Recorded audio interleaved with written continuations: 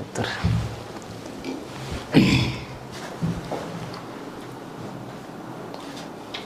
Okay. ಕರ್ನಾಟಕದ ಎಲ್ಲ ಸ್ಪರ್ಧಾರ್ಥಿಗಳಿಗೂ ಸಂತೋಷ್ ಲಾಡ್ ಫೌಂಡೇಶನ್ಗೆ ತುಂಬ ಹೃದಯದ ಸ್ವಾಗತವನ್ನು ಕೋರ್ತಾ, ನನ್ನ ಹೆಸರು ಷಣ್ಮುಖ್ ಅಂತೇಳಿ. ಈಗಾಗಲೇ ನಾವು ಭಾರತದ ಸಂವಿಧಾನದ ಕುರಿತು ಹಲವಾರು ವಿಚಾರಗಳನ್ನು ಅರ್ಥ ಮಾಡ್ಕೊಳ್ತಾ ಬರ್ತಾ ಇದ್ದೀವಿ.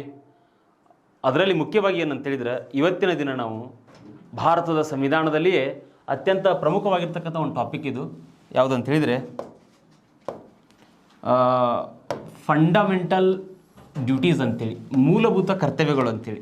ನೆನ್ಪಿಟ್ಕೊಳ್ರಿ, ಇಲ್ಲಿ ಮೂಲಭೂತ ಕರ್ತವ್ಯಗಳ ಬಗ್ಗೆ ನಾವು ಯಾಕೆ ಎಷ್ಟೊಂದು ಗಮನ ಕೊಟ್ಟು ವಿಚಾರಗಳನ್ನ ತಿಳ್ಕೊಳ್ಬೇಕಂತೇಳಿದ್ರೆ, ಇಲ್ಲಿ ಫಂಡಮೆಂಟಲ್ ಡ್ಯೂಟೀಸ್ ಅಂತಕ್ಕಂಥದ್ದನ್ನು ನಾವು ಒಂದು ಅರ್ಥ ಮಾಡ್ಕೊಳ್ರಿ. ಇಲ್ಲಿ 1947 1947 ಓಕೆ, ಇಂಡಿಪೆಂಡೆನ್ಸ್ ಆದ ನಂತರ ನಮ್ಮಲ್ಲಿ ಏನೆಲ್ಲ ಸಮಸ್ಯೆಗಳಾದವು ಅಂತೇಳಿದ್ರೆ ಹಲವಾರು ರೀತಿಯಾಗಿರ್ತಕ್ಕಂಥ ಸಮಸ್ಯೆಗಳು ಉದ್ಭವ ಆದವು ರೀ. ಅಂದರೆ ಅದರಲ್ಲಿ ಮುಖ್ಯವಾಗಿ ಏನಂತೇಳಿದ್ರೆ, ಸ್ವಾತಂತ್ರ್ಯ ಚಳುವಳಿಯಲ್ಲಿ ಸ್ವಾತಂತ್ರ್ಯ ಚಳುವಳಿಯ ಆದರ್ಶಗಳನ್ನ ಪಾಲಿಸ್ತಕ್ಕಂಥದ್ದಾಗಿರ್ಬೋದು, ರಾಷ್ಟ್ರಗೀತೆ, ನಾಡಗೀತೆ, ಅವೆಲ್ಲವುಗಳನ್ನ ಗೌರವಿಸ್ತಕ್ಕಂಥ ಪರಿಕಲ್ಪನೆ ನಮ್ಮಲ್ಲಿತ್ತು. ಬಟ್ ಆದ ನಂತರ ಏನಾಯ್ತು ಅಂತ ಹೇಳಿದ್ರೆ, ಸ್ವತಂತ್ರ ನಂತರ ಅವುಗಳನ್ನು ಎಲ್ಲೋ ಒಂದು ಕಡೆ ದೇಶದಲ್ಲಿರ್ತಕ್ಕಂಥ ನಾಗರಿಕರು ಅವುಗಳನ್ನು ಪಾಲಿಸುವಲ್ಲಿ ತಮ್ಮ ಕರ್ತವ್ಯ ಲೋಪವನ್ನು ಮಾಡಲಿಕ್ಕೆ ಸ್ಟಾರ್ಟ್ ಮಾಡಿದರು.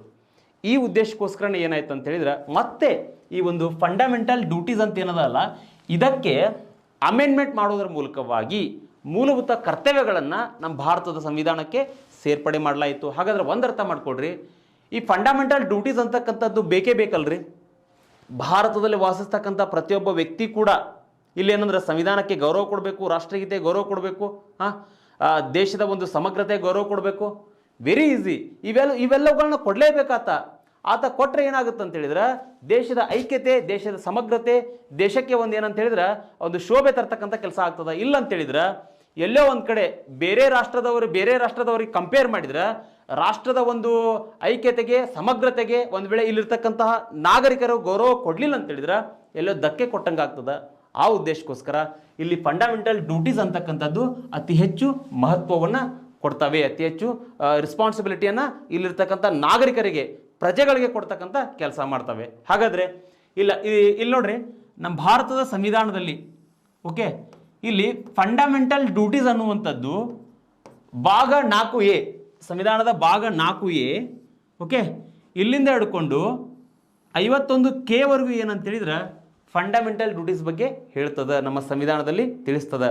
ಓಕೆ, ಹಾಗಾದ್ರೆ ಈ ಫಂಡಮೆಂಟಲ್ ಡ್ಯೂಟೀಸನ್ನು ನಾವು ಯಾವ ರಾಷ್ಟ್ರದಿಂದ ತೆಗೆದುಕೊಂಡಿದ್ದೇವೆ ಅಂತ ಹೇಳಿದ್ರೆ, ರಷ್ಯಾ ದೇಶದಿಂದ ಫಂಡಮೆಂಟಲ್ ಡ್ಯೂಟೀಸನ್ನು ತೆಗೆದುಕೊಂಡಿದ್ದೇವೆ. ನಾವು ರಷ್ಯಾ ದೇಶದಿಂದ ಫಂಡಮೆಂಟಲ್ ಡ್ಯೂಟೀಸನ್ನು ತೆಗೆದುಕೊಂಡಿದ್ದೇವೆ. ಪ್ರಶ್ನೆ ಕೇಳ್ತಾರೆ, ಈಗಾಗಲೇ ಹಲವಾರು ಪರೀಕ್ಷೆಗಳಲ್ಲಿ ಕೇಳಿದ್ದಾರೆ, ಫಂಡಮೆಂಟಲ್ ಡ್ಯೂಟೀಸನ್ನು ಯಾವ ರಾಷ್ಟ್ರದಿಂದ ಎರವಲಾಗಿ ಪಡೆದುಕೊಂಡಿದ್ದೇವೆ? ನಾವು ರಷ್ಯಾ ದೇಶದಿಂದ ಎರವಲಾಗಿ ಪಡೆದುಕೊಂಡಿದ್ದೇವೆ. ನೆನ್ಪಿಟ್ಕೊಡ್ರಿ, ರಷ್ಯಾ ದೇಶ. ಹಾಗಾದ್ರೆ 51A ಇಂದ ಹಿಡ್ಕೊಂಡು 51K ವರೆಗೂ ಈ ವಿಧಿಗಳು ಯಾವುದಕ್ಕೆ ಸಂಬಂಧಪಟ್ಟಿದಾವ ಅಂತೇಳಿದ್ರೆ, ಇಲ್ಲಿ ಫಂಡಮೆಂಟಲ್ ಡ್ಯೂಟೀಸ್, ಮೂಲಭೂತ ಕರ್ತವ್ಯಗಳಿಗೆ ಸಂಬಂಧಪಟ್ಟಿದಾವ. ನೆನ್ಪಿಟ್ಕೊಡ್ರಿ, ಇಷ್ಟು ಪ್ರಶ್ನೆ ಆಗಿದಾವ. ಈ ಹಿಂದ್ಗಡೆ ನಡೆದಿರ್ತಕ್ಕಂಥ PC, ಸಬ್ ಇನ್ಸ್ಪೆಕ್ಟ್ರು ಮುಂತಾದ ಸ್ಪರ್ಧಾತ್ಮಕ ಪರೀಕ್ಷೆಗಳಲ್ಲಿ ಇದನ್ನು ಪ್ರಶ್ನೆ ಕೇಳಿದ್ದಾರೆ, ಯಾವ ವಿಧಿಯಿಂದ ಯಾವ ವಿಧಿಗೆ ಮೂಲಭೂತ ಹಕ್ಕುಗಳು ಸಂಬಂಧಪಟ್ಟಿದಾವ ಅಂತೇಳಿ. ಇದನ್ನು ನೆನ್ಪಿಟ್ಕೊಳ್ರಿ ನೀವು. ಓಕೆ, ಹಾಗಾದ್ರೆ ಮುಂದೆ ಬರ್ತಕ್ಕಂಥ ಕಾನ್ಸೆಪ್ಟ್ ಯಾವುದಂದ್ರೆ ಇದರಲ್ಲೇ ಮುಂದೆ ಬರ್ತಕ್ಕಂಥ ಕಾನ್ಸೆಪ್ಟ್ ಯಾವುದು ಅಂತ ಹೇಳಿದ್ರೆ, ಸರ್ದಾರ್ ಸ್ವರಣ್ ಸಿಂಗ್ ಕಮಿಟಿ ಅಂತೇಳಿ. ಇಲ್ಲಿ ಫಂಡಮೆಂಟಲ್ ಡ್ಯೂಟೀಸ್ ಬಗ್ಗೆ ಹಲವಾರು ರೀತಿಯಾಗಿರ್ತಕ್ಕಂಥ ಕಮಿಟಿಗಳು ನಮ್ಮ ಸಂವಿಧಾನ ರಚನಾ ಸಭೆಯಲ್ಲಿ ರಿಪೋರ್ಟ್ ಕೊಡ್ತಕ್ಕಂಥ ಕೆಲಸ ಮಾಡ್ತವೆ. ಯಾವುದಕ್ಕೆ? ಫಂಡಮೆಂಟಲ್ ಡ್ಯೂಟೀಸ್ಗಳಿಗೆ. ಅದರಲ್ಲಿ ಮುಖ್ಯವಾಗಿ ಸರ್ದಾರ್ ಸ್ವರಣ್ ಸಿಂಗ್ ಕಮಿಟಿ ಆಧಾರದ ಮೇಲೆ ಈ ಕಮಿಟಿ ಇಂಪಾರ್ಟೆಂಟ್ ಆಗ್ತದೆ. ಈ ಕಮಿಟಿಯ ಆಧಾರದ ಮೇಲೆ ಏನಾಯ್ತು ಅಂತ ಹೇಳಿದ್ರೆ, ಈ ಕಮಿಟಿ ಏನು ಮಾಡುತ್ತೆ, ಮೂಲಭೂತ ಕರ್ತವ್ಯಗಳನ್ನು ಭಾರತದ ಸಂವಿಧಾನದಲ್ಲಿ ಸೇರಿಸ್ಬೇಕು ನಾವು. ಆ ಮೂಲಕವಾಗಿ ದೇಶದ ಐಕ್ಯತೆ, ಸಮಗ್ರತೆಯನ್ನು ಕಾಪಾಡ್ತಕ್ಕಂಥ ಕೆಲಸ ಮಾಡ್ಬೇಕಂತೇಳಿ ಈ ಸರ್ದಾರ್ ಸ್ವರಣ್ ಸಿಂಗ್ ಕಮಿಟಿ ರಿಪೋರ್ಟ್ ಕೊಡ್ತದ. ಓಕೆ, ಹೀಗಾಗಿ ಈ ರಿಪೋರ್ಟಿನ ಆಧಾರದ ಮೇಲೆ, ಈ ಸರ್ದಾರ್ ಸ್ವರಣ್ ಸಿಂಗ್ ಕಮಿಟಿಯ ರಿಪೋರ್ಟಿನ ಆಧಾರದ ಮೇಲೆ 1976 ಸಂವಿಧಾನಕ್ಕೆ 42ನೇ ಒಂದು ಅಮೆಂಡ್ಮೆಂಟ್ ಮಾಡೋದ್ರ ಮೂಲಕವಾಗಿ, ಸಂವಿಧಾನಕ್ಕೆ ಏನ್ರಿ 42 ಅಮೆಂಡ್ಮೆಂಟ್ ಮಾಡೋದ್ರ ಮೂಲಕವಾಗಿ ಓಕೆ, ಭಾಗ 4A ರಲ್ಲಿ ಏನಾಗುತ್ತೆ ಅಂತ ಹೇಳಿದ್ರೆ ಈ ಮೂಲಭೂತ ಕರ್ತವ್ಯಗಳನ್ನ ಸೇರಿಸಲಾಗ್ತದೆ. 51A ನಲ್ಲಿ ಈ ಮೂಲಭೂತ ಕರ್ತವ್ಯಗಳನ್ನ ಕಾಣ್ತೇವೆ ನಾವು. ಓಕೆ, ಹಾಗಾದ್ರೆ ಇಲ್ಲಿ ನೋಡ್ರಿ, ಇಲ್ಲಿ 2002ರಲ್ಲಿ 26ನೇ ತಿದ್ದುಪಡಿ ಮಾಡೋದ್ರ ಮೂಲಕವಾಗಿ ಈ 11ನೇ ಒಂದು ಮೂಲಭೂತ ಕರ್ತವ್ಯವನ್ನು ಸೇರಿಸಲಾಗ್ತದೆ. ಅದು 6ರಿಂದ 14 ವರ್ಷದ ಮಕ್ಕಳಿಗೆ ಏನಂತ ಹೇಳಿದ್ರೆ ಉಚಿತ ಮತ್ತು ಕಡ್ಡಾಯ ಶಿಕ್ಷಣ ಅಂತಕ್ಕಂಥದ್ದು ನೆನ್ಪಿಟ್ಕೊಳ್ರಿ. ಓಕೆ, ಹಾಗಾದರೆ ಇದು ಇಂಪಾರ್ಟೆಂಟ್ ಆಗ್ತದೆ, ವೆರಿ ಇಂಪಾರ್ಟೆಂಟು. ಇದ್ರ ಬಗ್ಗೆ ಈಗಾಗಲೇ ನಾನು ಫಂಡಮೆಂಟಲ್ ರೈಟ್ಸ್ನಲ್ಲಿ ಕೂಡ ಇದ್ರ ಬಗ್ಗೆ ಮಾತಾಡಿದ್ದೀನಿ. ಓಕೆ, 2002ರಲ್ಲಿ 86ನೇ ಅಮೆಂಡ್ಮೆಂಟ್ ಮಾಡ್ತಾರೆ. ಅದು ಯಾವುದಕ್ಕೆ ಸಂಬಂಧಪಟ್ಟಿದೆ? ಉಚಿತ ಮತ್ತು ಕಡ್ಡಾಯ ಶಿಕ್ಷಣ. ಹಾಗಾದರೆ 10 ಮೂಲಭೂತ ಕರ್ತವ್ಯಗಳು, ಇದು ಒಂದನ್ನು ಆ್ಯಡ್ ಮಾಡಿದರೆ ಏನಾಯ್ತು ಅಂತ ಹೇಳಿದ್ರೆ 11 ಮೂಲಭೂತ ಕರ್ತವ್ಯಗಳು ಆದವು.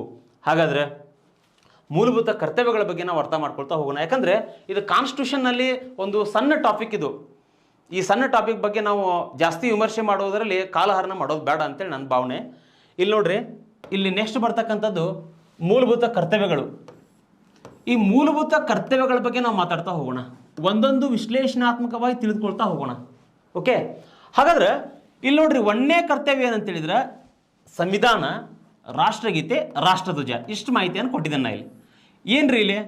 ಭಾರತದ ಸಂವಿಧಾನವನ್ನು ಗೌರವಿಸ್ತಕ್ಕಂಥದ್ದು, ಭಾರತ ದೇಶದ ರಾಷ್ಟ್ರಗೀತೆಯನ್ನು ಗೌರವಿಸ್ತಕ್ಕಂಥದ್ದು, ರಾಷ್ಟ್ರಧ್ವಜವನ್ನು ಗೌರವಿಸ್ತಕ್ಕಂಥ ಕೆಲಸವನ್ನು ಪ್ರತಿಯೊಬ್ಬ ವ್ಯಕ್ತಿ ಕೂಡ ಮಾಡಬೇಕು, ಪ್ರತಿಯೊಬ್ಬ ವ್ಯಕ್ತಿ ಕೂಡ ಮಾಡಲೇಬೇಕು. ಯಾಕಂತೇಳಿದರೆ ನಮ್ಮ ಸಂವಿಧಾನ ಏನಂತೇಳಿದ್ರೆ ಒಂದು ನಮ್ಮ ದೇಶದಲ್ಲಿರ್ತಕ್ಕಂಥ ಒಂದು ರಾಜ್ಯ ಸರ್ಕಾರ ಆಗಿರ್ಬೋದು, ಕೇಂದ್ರ ಸರ್ಕಾರ ಆಗಿರ್ಬೋದು, ಇಲ್ಲಿರ್ತಕ್ಕಂಥ ಪ್ರಜೆಗಳಿಗೆ ಏನಂತೇಳಿದ್ರೆ ಒಂದು ಗೈಡೆನ್ಸ್ ಕೊಡ್ತಕ್ಕಂಥ ಕೆಲಸ ಮಾಡ್ತದೆ ಸಂವಿಧಾನ. ಹಾಗಾದರೆ ಆ ಸಂವಿಧಾನ ಬದ್ಧವಾಗಿ ನಾವು ಕೆಲಸ ಮಾಡಬೇಕಾಗ್ತದೆ. ಸಂವಿಧಾನ ವಿರೋಧಿಯಾಗಿ ನೀವು ಏನಾದರೂ ಮಾಡ್ಲಿಕ್ಕೆ ಸ್ಟಾರ್ಟ್ ಮಾಡಿದರೆ ಅದೇನಾಗುತ್ತೆ ಅಂತ ಹೇಳಿದ್ರೆ ಅಫೆನ್ಸು ಆಗ್ತದೆ. ಸಂವಿಧಾನಕ್ಕೆ ಗೌರವ ಕೊಡ್ತಕ್ಕಂಥ ಕೆಲಸ ಇಲ್ಲಿರ್ತಕ್ಕಂಥ ಯಾವುದೇ ಧರ್ಮದವರಾಗಿರ್ಬೋದು, ಯಾವುದೇ ಧರ್ಮದವರು, ಯಾವುದೇ ಜಾತಿಯವರು ಆದರೂ ಸಹಿತ ಮೊಟ್ಟ ಮೊದಲನೇದಾಗಿ ನಾವು ಗೌರವಿಸ್ತಕ್ಕಂಥದ್ದು ಯಾವುದು ಅಂತ ಹೇಳಿದ್ರೆ ಸಂವಿಧಾನ. ಸಂವಿಧಾನಕ್ಕೆ ಪ್ರತಿಯೊಬ್ಬ ವ್ಯಕ್ತಿ ಕೂಡ ಗೌರವ ಕೊಡಬೇಕು, ಪ್ರತಿಯೊಬ್ಬ ನಾಗರಿಕನೂ ಗೌರವ ಕೊಡಬೇಕು, ಪ್ರತಿಯೊಂದು ಸರ್ಕಾರ ಕೂಡ ಗೌರವ ಕೊಡಬೇಕು. ಅಂದಾಗ ಮಾತ್ರ ಏನಾಗುತ್ತೆ ಅಂತ ಹೇಳಿದ್ರೆ ಅದು ಮೂಲಭೂತ ಕರ್ತವ್ಯಗಳ ಪಾಲನೆ ಆಗ್ತದೆ. ನೆನ್ಪಿಟ್ಕೊಳ್ರಿ. ಹಾಗಾದ್ರೆ 2ನೇದು ರಾಷ್ಟ್ರಗೀತೆ. ಓಕೆ, ಇಲ್ಲಿ ನೋಡ್ರಿ, ರಾಷ್ಟ್ರಗೀತೆ ಅಂದ ತಕ್ಷಣ ಇದ್ರ ಬಗ್ಗೆ ನೋಡ್ರಿ ಹಲವಾರು ಕೇಸಸ್ಗಳ ಬಗ್ಗೆ ನಾನು ಹೇಳಿದ್ದೇನೆ ನಿಮಗೆ. ಫಂಡಮೆಂಟಲ್ ರೈಟ್ಸ್ನಲ್ಲಿ ರಾಷ್ಟ್ರಗೀತೆಗೆ ನೀ ಗೌರವ ಕೊಡಲೇಬೇಕು. ಕೇರಳದಲ್ಲಿ ಒಂದು ಕೇಸ್ ಆಗ್ತದೆ, ಅದ್ರ ಬಗ್ಗೆ ನಾನು ಮಾತಾಡಿದೆ. ಕೇರಳದಲ್ಲಿ ಏನಾಗುತ್ತೆ ಅಂತ ಹೇಳಿದ್ರೆ ಅಲ್ಲಿರ್ತಕ್ಕಂಥ ಒಂದು ಸ್ಕೂಲ್ನಲ್ಲಿರ್ತಕ್ಕಂಥ ವಿದ್ಯಾರ್ಥಿಗಳು ಆ ಒಂದು ರಾಷ್ಟ್ರಗೀತೆ ನಡೆಯುವಂಥ ಸಂದರ್ಭದಲ್ಲಿ ಅವ್ರೇನು ಮಾಡ್ತಾರೆ ಅಂತ ಹೇಳಿದ್ರೆ ಆ ರಾಷ್ಟ್ರಗೀತೆಯನ್ನು ಹಾಡೋದಿಲ್ಲ ಅವರು. ಆವಾಗ ಆ ಮಕ್ಕಳ ವಿರುದ್ಧ ಕೇಸ್ ಹಾಕ್ತಾರೆ. ಆವಾಗ ಸುಪ್ರೀಂ ಕೋರ್ಟ್ ಒಂದು ತೀರ್ಪು ಕೊಡ್ತದೆ. ಏನಂತ ಹೇಳಿದ್ರೆ ನೀವು ರಾಷ್ಟ್ರಗೀತೆಗೆ ಗೌರವ ಕೊಡಲಿಲ್ಲ ಅಂದರೂ ಸಹಿತ ಮೌನವಾಗಿ ನಿಂತ್ಕೊಂಡು ರಾಷ್ಟ್ರಗೀತೆಗೆ ಒಂದು ಮೌನಾಚರಣೆಯನ್ನು, ಅಂದರೆ ಮೌನವಾಗಿ ನಿಂತ್ಕೊಂಡು ರಾಷ್ಟ್ರಗೀತೆಗೆ ಒಂದು ಮೌನವಾಗಿ ಗೌರವವನ್ನು ಕೊಡ್ಬೋದು. ನೀವು ಹಾಡಲಿಲ್ಲ ಅಂದರೂ ಸಹಿತ ಗೌರವವನ್ನು ಕೊಡ್ಬೋದು. ಅದು ಕೂಡ ಗೌರವ ಕೊಟ್ಟಂಗೆ. ಹೀಗಾಗಿ ರಾಷ್ಟ್ರಗೀತೆ ಅಂದರೆ ಭಾರತ ದೇಶದ ರಾಷ್ಟ್ರಗೀತೆಯನ್ನು ಗೌರವಿಸಬೇಕು. ಪ್ರತಿಯೊಬ್ಬ ವ್ಯಕ್ತಿ ಕೂಡ ಇಲ್ಲಿ ರಾಷ್ಟ್ರಗೀತೆಯನ್ನು ಹಾಡುವಲ್ಲಿ, ರಾಷ್ಟ್ರಗೀತೆಯನ್ನು ಹೇಳುವಲ್ಲಿ ಯಾರು ಕೂಡ ಇಲ್ಲಿ ಹಿಂಜರಿಬಾರ್ದು. ಯಾವುದೇ ಧರ್ಮದವರಾದರೂ ಸಹಿತ ರಾಷ್ಟ್ರಗೀತೆಯನ್ನು ಹಾಡಲೇಬೇಕು. ಇಲ್ಲಂತೇಳಿದ್ರೆ ಮೌನವಾಗಿ ನಿಂತ್ಕೊಳ್ಬೇಕು. ಓಕೆ, ಇನ್ನು 2ನೇದು ರಾಷ್ಟ್ರಧ್ವಜ. ಇಲ್ಲಿ ರಾಷ್ಟ್ರಧ್ವಜ ಅಂದ ತಕ್ಷಣ ಭಾರತ ದೇಶದ ಒಂದು ರಾಷ್ಟ್ರಧ್ವಜ. ನೀವು ಗಮನಿಸ್ಬೋದ್ರಿ, ಕೆಲವೊಂದಿಷ್ಟು ಜನ ಈ ಸಾಮಾಜಿಕ ಜಾಲತಾಣಗಳಲ್ಲಾಗಿರ್ಬೋದು, ಯೂಟ್ಯೂಬ್ಗಳಲ್ಲಾಗಿರ್ಬೋದು, ಅಲ್ಲಿ ರಾಷ್ಟ್ರಧ್ವಜವನ್ನು ಸುಡ್ತಕ್ಕಂಥದ್ದು, ರಾಷ್ಟ್ರಧ್ವಜದ ಮೇಲೆ ಏನೋ ಹೀನವಾಗಿರ್ತಕ್ಕಂಥ ಕೃತ್ಯಗಳನ್ನು ಮಾಡ್ತಾ ಇರ್ತಾರೆ. ಅದು ಕೂಡ ಅಫೆನ್ಸ್ ಆಗ್ತದೆ. ಫಂಡಮೆಂಟಲ್ ಡ್ಯೂಟೀಸ್ ಒಪ್ಕೊಳ್ತೇನೆ, ಬಟ್ ಅದು ಮೂಲಭೂತ ಹಕ್ಕುಗಳ ಒಂದು ಭಾಗದಲ್ಲಿ ಕೂಡ ಎಲ್ಲೋ ಒಂದು ಕಡೆ ಅದು IPC ಸೆಕ್ಷನ್ ಪ್ರಕಾರ ಕಾನೂನು ಬಾಹಿರ ಆಗ್ತದೆ, ಇಂಡಿಯನ್ ಪೆನಲ್ ಕೋಡ್ ಪ್ರಕಾರ. ಆ ಮೂಲಕವಾಗಿ ರಾಷ್ಟ್ರಧ್ವಜ ನಿನಗೆ ಅಭಿಮಾನ ಅದ ಅಲ್ಲ, ಒಂದು ಟೀ ಶರ್ಟ್ ಮೇಲೆ, ಒಂದು ಶರ್ಟ್ ಮೇಲೆ ರಾಷ್ಟ್ರಧ್ವಜವನ್ನು ನೀನು ಹಾಕೋ, ಅಭಿಮಾನವನ್ನು ತೋರಿಸ್ಕೋ. ಆದರೆ ಯಾವುದೇ ಕಾರಣಕ್ಕೂ ರಾಷ್ಟ್ರಧ್ವಜವನ್ನು ತುಳಿಯೋಂಗಿಲ್ಲ, ರಾಷ್ಟ್ರಧ್ವಜವನ್ನು ಸುಡುವಂಗಿಲ್ಲ.